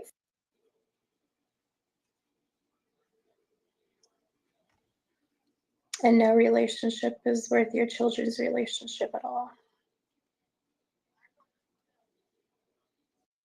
Sure. I mean, my mind is all foggy right now because thinking about everything that I've went through, I'm sure I left some bits and pieces out. Let me go What was back. happening and asked if I had a parenting plan on hand. And I'm like, wait, I mean, all I could think about is I got to get back to the truck. And I was just supposed to carry my parenting plan. I mean, and there's Katie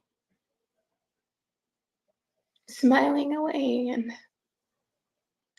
recording everything. You have a court date coming.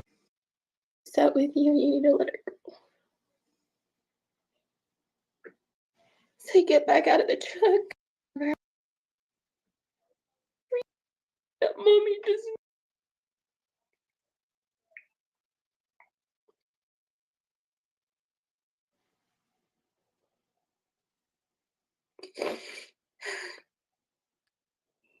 Faith stopped.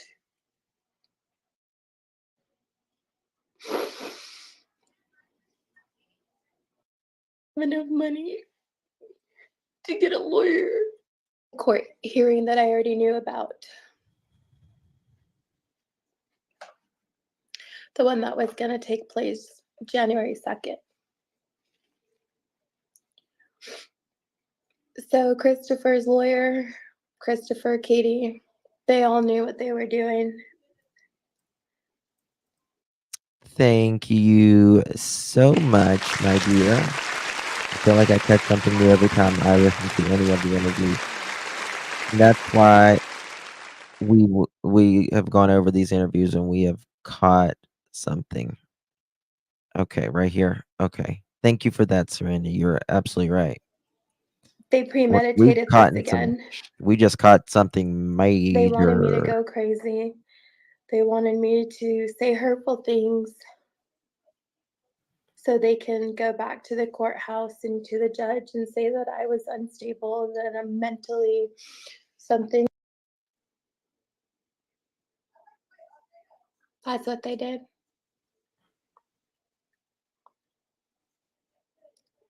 Christopher and Katie and his attorney asked that I get evaluated by a psychiatric.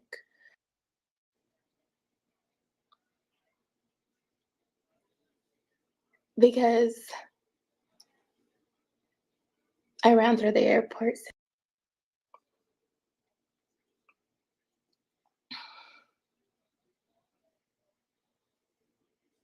And I brought back trauma.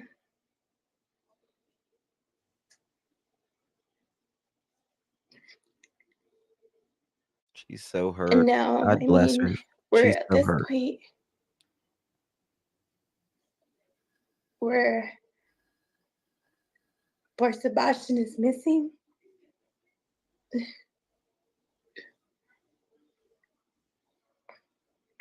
This has to weigh heavy on her mind. It has to weigh heavy on her Everybody, mind.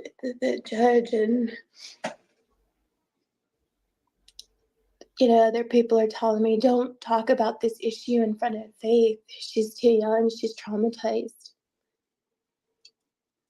Christopher doesn't talk about that to her. He doesn't tell her that her stepbrother is missing. Not once has he said anything to her about it.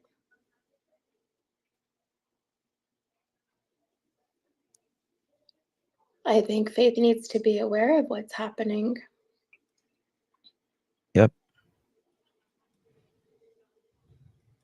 She did talk to Sebastian when she had FaceTimed Chris and he was at his house.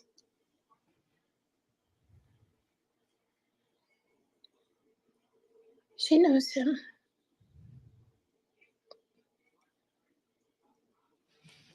Well, I mean, knowing your ex-husband has done things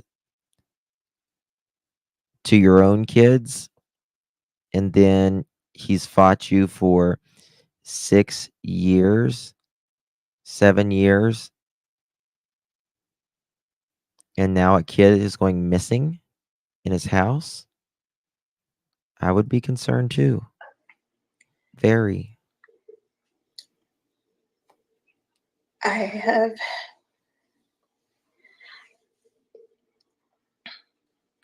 I really don't know what to say at this point. Like with Sebastian missing and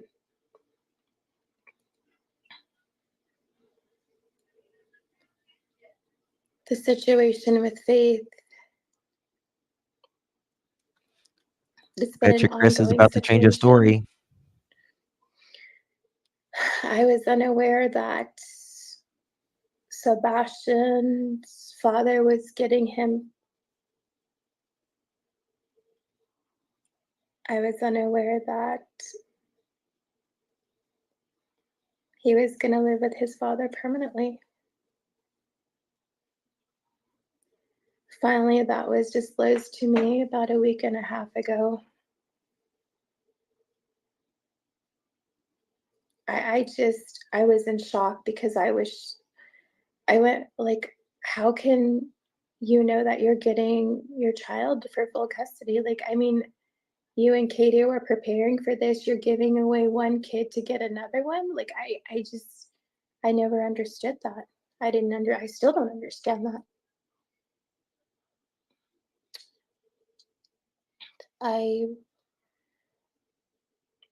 And that's exactly right. I was in shock when Getting rid of one kid to get another one.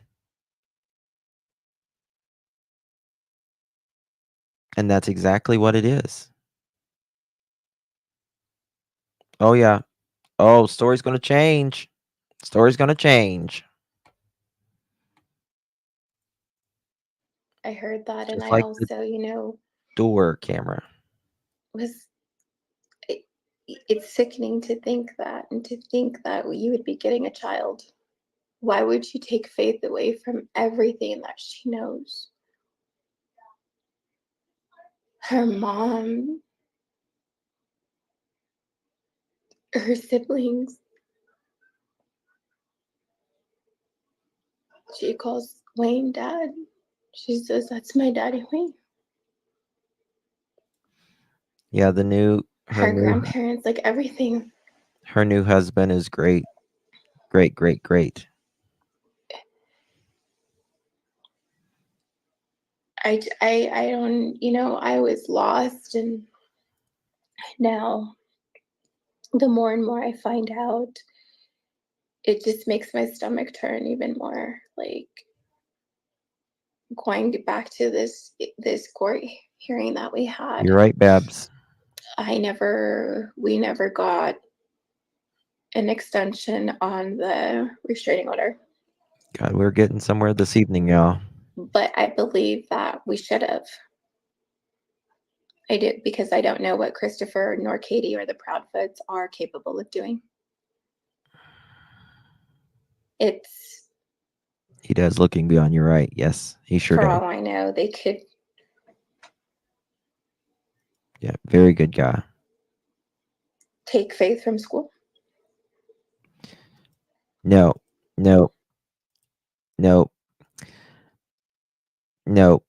Chai. She calls Wayne Daddy, not Mr. Wayne or Mr. Daddy, just Daddy. I do right now have temporary full custody of Faith till we go back to court.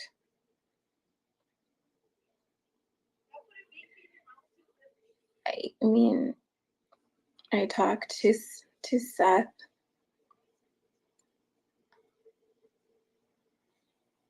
And I've always told him, I reach out to him and I let him know, we're here, whatever you need, let us know how we can help you.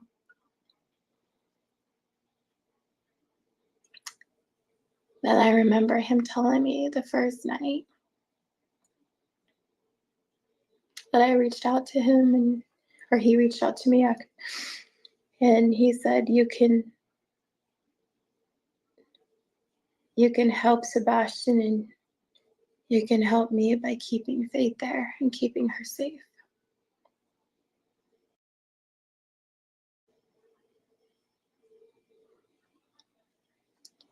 When you hear that from another parent and the situation that's going on, Wow.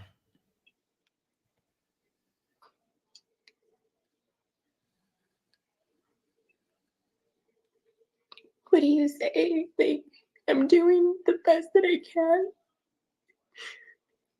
but it's the justice system here.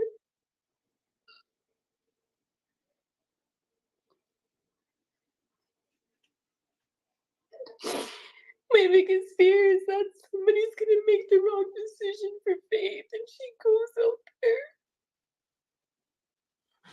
Oh, Chris. And what am I gonna do? What if something like this happens to my baby? Chris, you were not speaking to Are you Katie gonna tell me I'm sorry? I must go, Mom. in that crane, I made the boo-boo. wrong decision. You lied. We caught you, in my opinion, allegedly. The justice system has failed a lot of kids, has failed my kids, and it's also failed Sebastian.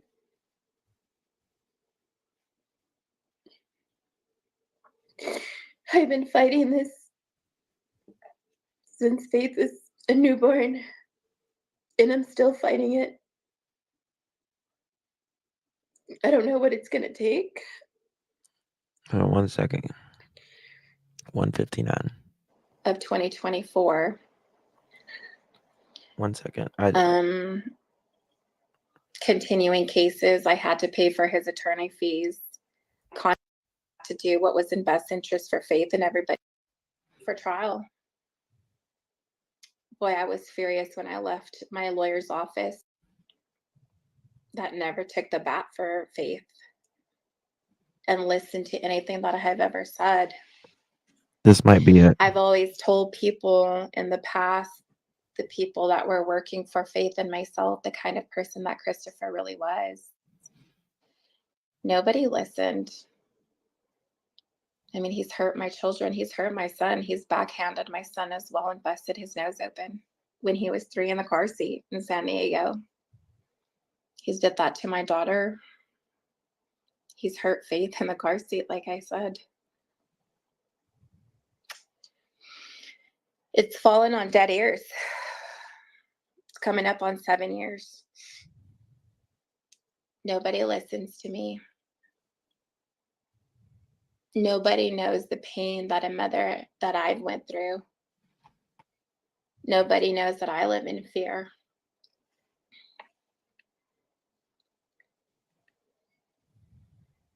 It's like back and forth. It's like a game to Christopher with Faith. Christopher dangles Faith over my head as if she's like some kind of toy to be played with. She's not a toy. She's a little girl that has feelings and strong feelings. We can't help the fact that Christopher decided to move to Tennessee. He chose that for himself. I've never known of a person that lives in a whole different state and still dictates what you can and can't do to the other parent. He had a choice to live here. Bingo. He was actually told to move here by the judge. But he lives in Tennessee. He tells me pretty much what I can and can't do still to this day by that court order.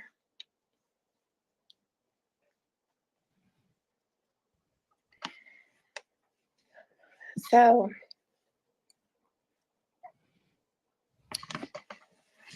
yeah, going back to the trial,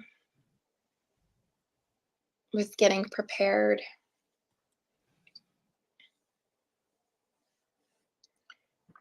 And doesn't she say she has a call with him somewhere? I get the call. You get a call. And at this point in time, I'm not talking to Christopher. We don't. I want to Maybe make this that is loud it. and clear. We do not have a good co-parenting relationship.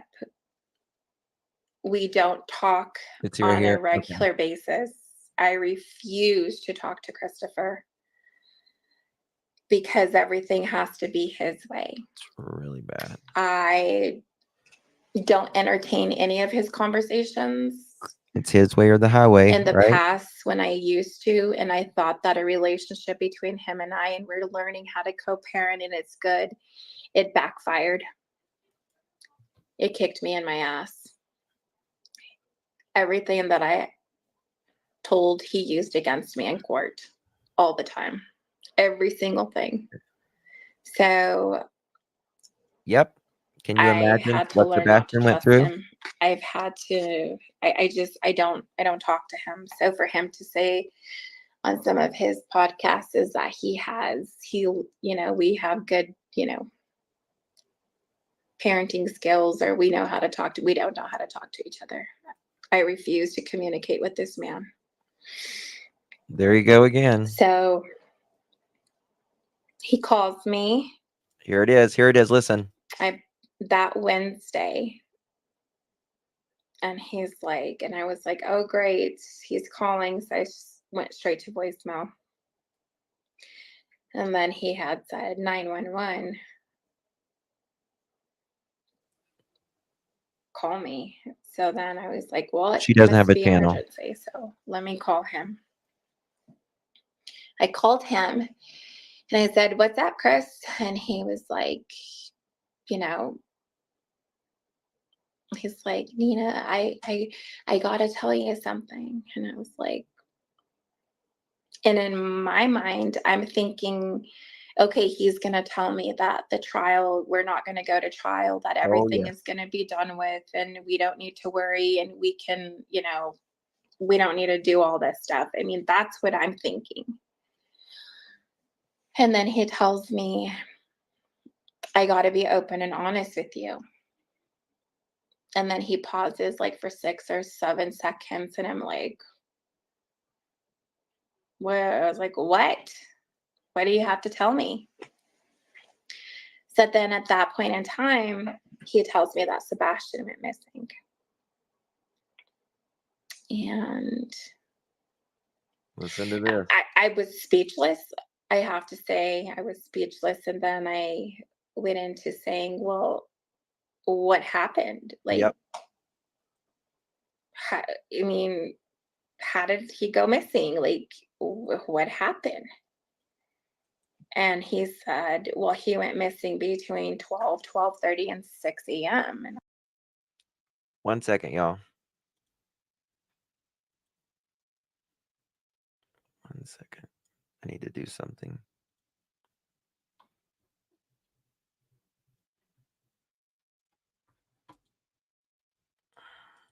Okay, 1 second. He went missing between 12:30 and 6 a.m. Interesting. Okay. There we go. Sorry about that. I wanted to reminder. It's thinking to myself, 12:30. and then, like, that's crazy. And I said, don't you have security cameras, Christopher? I said, you mean you have security cameras in your house? I mean, don't you? And he paused. He didn't say anything. So then I said, what happened to your dogs? I said, don't your dogs? I said, you have those Yorkies, and I said, every time that I call Faith, I said, they're barking. He didn't say nothing. Mm-hmm. So I said, huh. Mm-hmm. I said, are you lying to me? I said, because thinking in my head, like, are you just buying more time for this trial that's coming up? Like, what other information are you going to find out that you're going to use against me, right? So then I said, I'm going to look this up. And I said, have you contacted your lawyer yet? I said, we still have a trial, I said, at 8:30 next Tuesday. And he had raised his voice at me and he said, we're not going. 8:30 next Tuesday.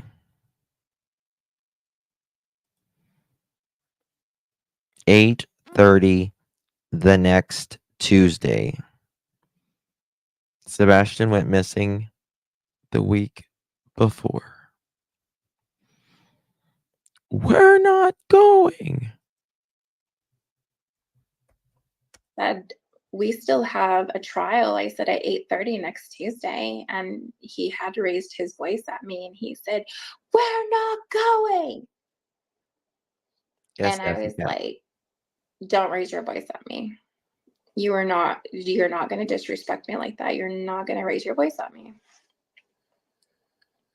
So then I said, by law, I said, I have to contact my attorney. And I said, I'm going to email him as soon as I get off the phone with you. And I'm going to tell him that there's a missing child.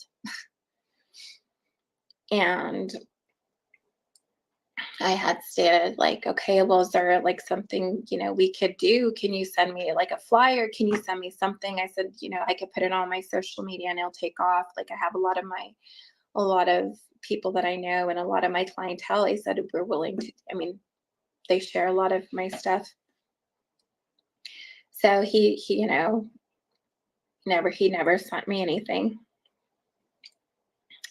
And he was so worried about his phone and he had said something. He's like, the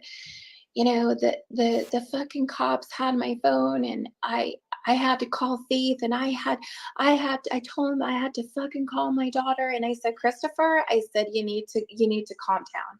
I said, Faith is fine. She's with me. I'm her mother. I said, she was with her family here. I said, you don't need to worry about her. You don't need to worry about her whatsoever. And and he wanted to say more. And he repeated himself again. And he said, I need to be honest with you. And I was like, Christopher, I don't have time for this. I said, I just don't. Exactly. I said, I gotta go.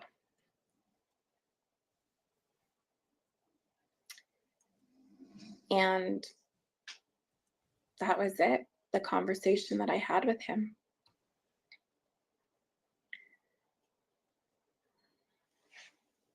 I keep kind of beating myself up. Maybe I should have stayed on the phone a little bit longer. Maybe I should have let him talk. But with the experiences that I've had with Christopher in the past, I just couldn't trust him. So then I contacted my attorney the next day and I told him what was going on with Sebastian. I mean,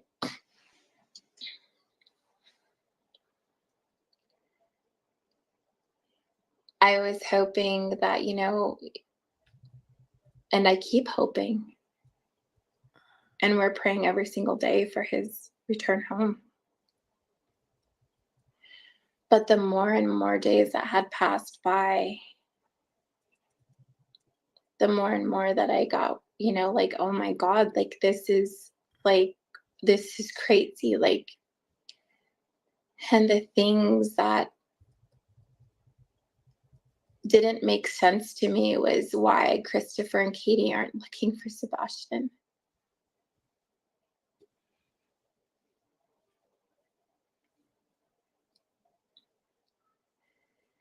I don't know, but I know if one of my babies went missing, I'd be out there searching night and day. You would think.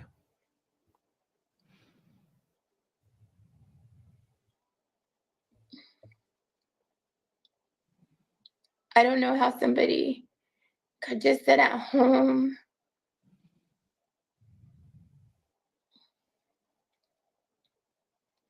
and just wait for your baby to return. When I'd be out there looking every single second, I'd be out there by horseback. I'd be out there by Hold on. I need to go back a and listen to golf. something. 1 second, y'all. Sorry, but I got to go I back. was hoping that, and I keep hoping, and we're praying every single day for his return home.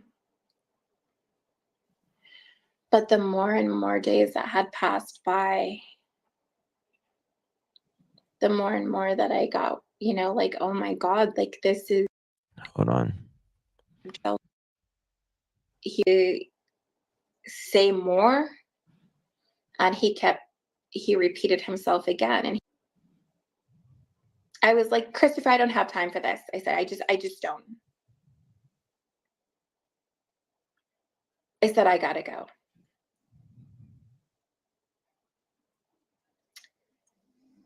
And that was it, the conversation that I had with him.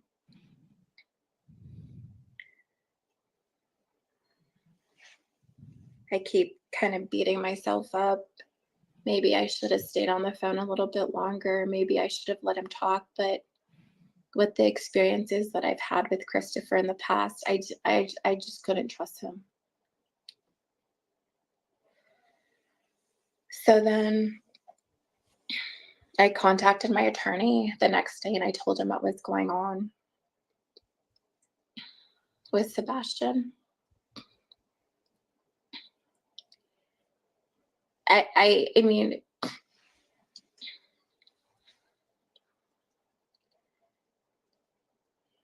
I was hoping that, and I keep hoping, and we're praying every single day for his return home. But the more and more days that had passed by, the more and more that I got, like, oh my God, like this is crazy. Like, and the things that didn't make sense to me was why Christopher and Katie aren't looking for Sebastian.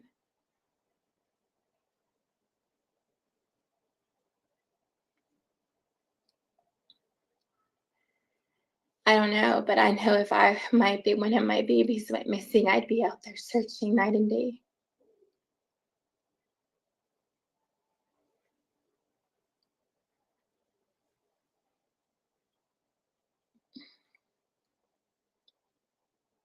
I don't know how somebody could just sit at home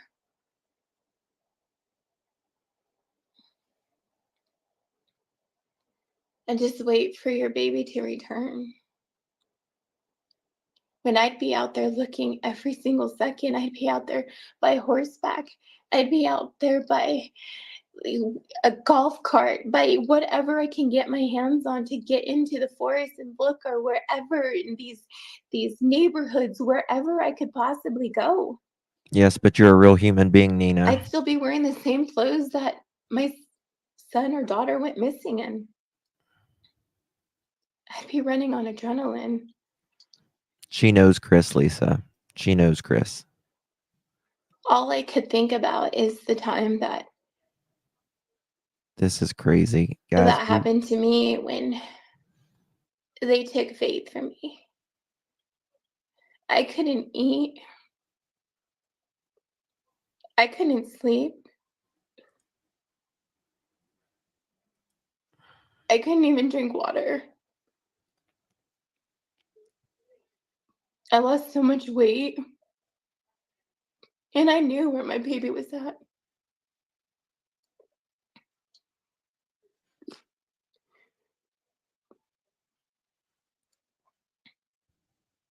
And this hits home for us because of Faith. Faith's known Sebastian pretty much half of her life, or her whole entire life.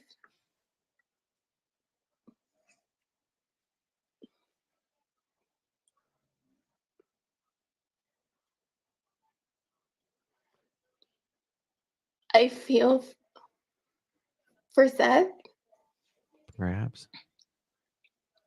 I feel for his family, the Rogers family. I'm in shock. I can't believe this has happened. You know, and Faith asks me, and she talks about Sebastian,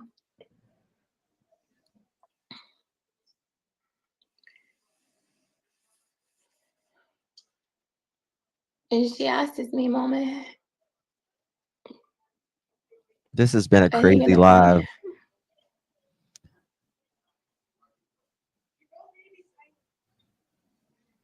We found And I out some tell her, yeah. stuff on this one, y'all. Yes, Tracy. Yes. I've talked to Seth on a parent-to-parent level. And we talked about some things that, you know, we shed some tears together, and Aw. just the pain in his voice.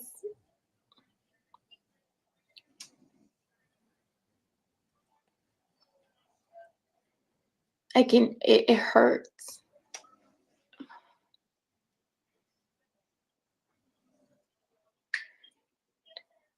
But I've been,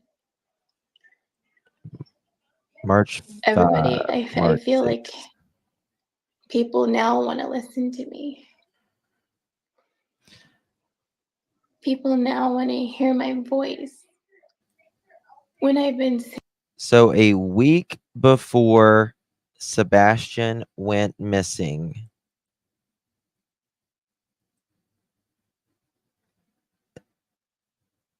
the week after Sebastian went missing, and a week later they had court. And so if you're joining us, we discovered that Chris said that he was talking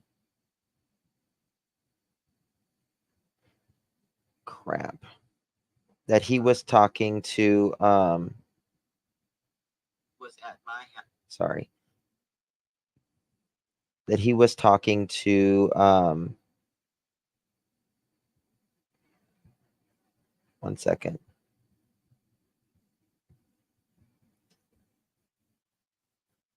That Chris said he was talking to his work, and he was talking to Katie whenever he got the call he was in the crane. But remember, people said that he was there at 5:15 in the morning. The call, Katie called Chris at like 6:04, 6:05 in the morning.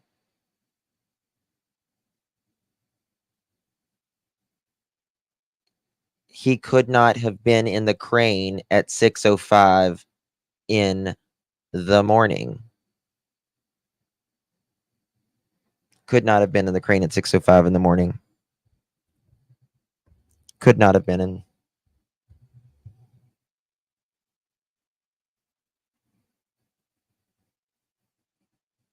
Is it normal to answer the phone in a crane? It's illegal.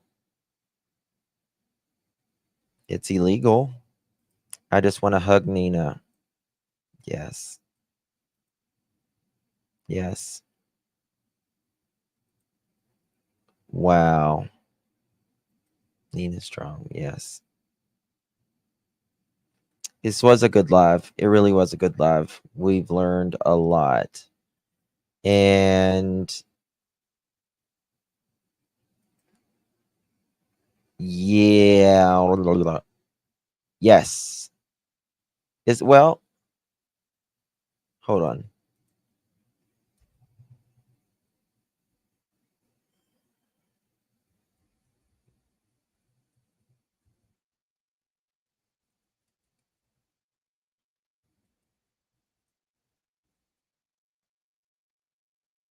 Okay, no, they're on the same time. Hendersonville is central as well.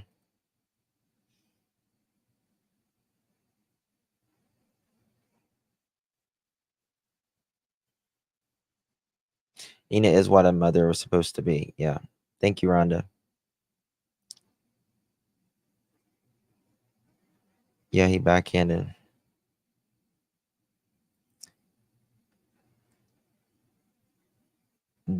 He called her on Wednesday, which would have been the 28th. And they were supposed to be in court the next Tuesday.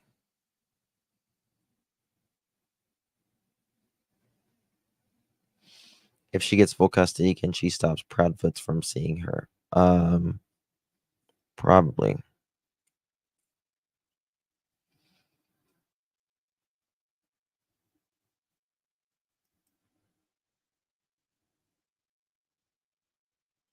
What kind of man whips a 3-year-old saying he needs to be a man?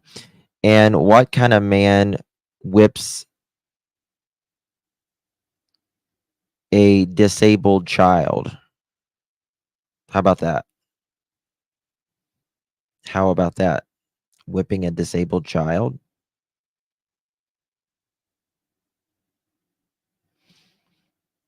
Yes, looking bond, it will.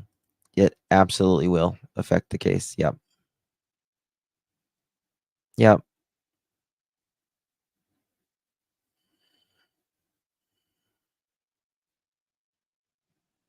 Wow. I'm speechless. I've got some things that I need to research.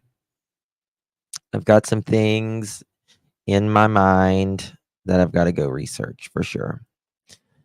All right, guys. I love you all. Thank you all so much.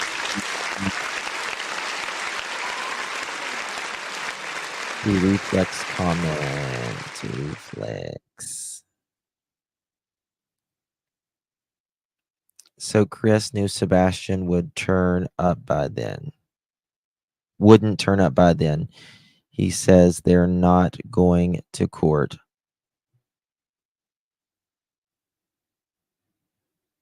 Yes. Yes.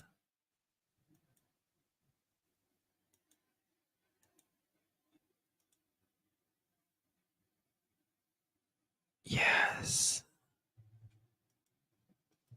Y'all are blowing my mind. Okay.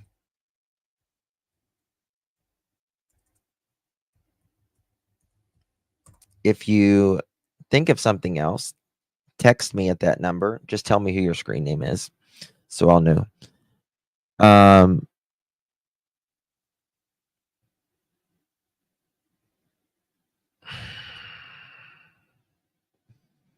We get shit done around here. See what happens when you're not a drama channel. All right. Wow. That's so true, Reflex. He ran away because the Riley case was going on. He didn't.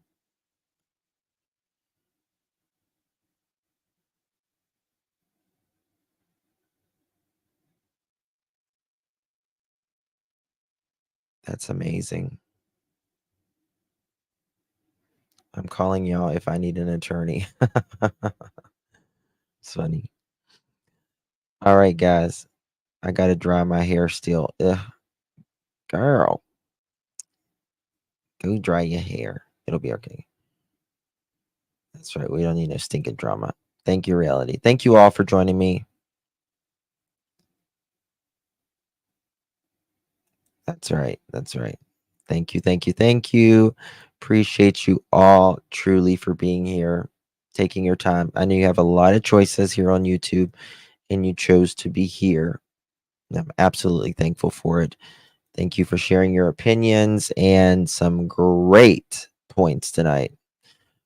Trust. Trust. Trust. I will be. All right, guys. Love you.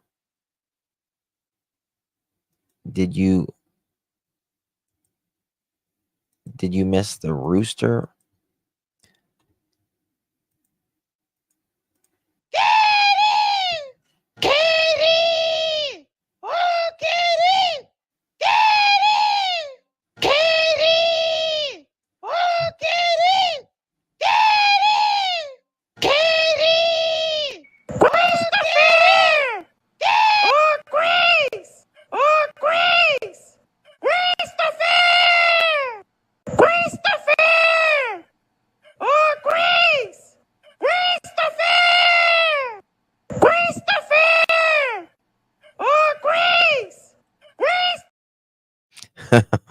All right, guys. Thank you all. God bless each and every one of you. I'll see you guys tomorrow about 3-ish Eastern time. Maybe 4. It just depends if I get my work done or not. My other job. All right, guys. Good night. Thank you, Roxy. Good night.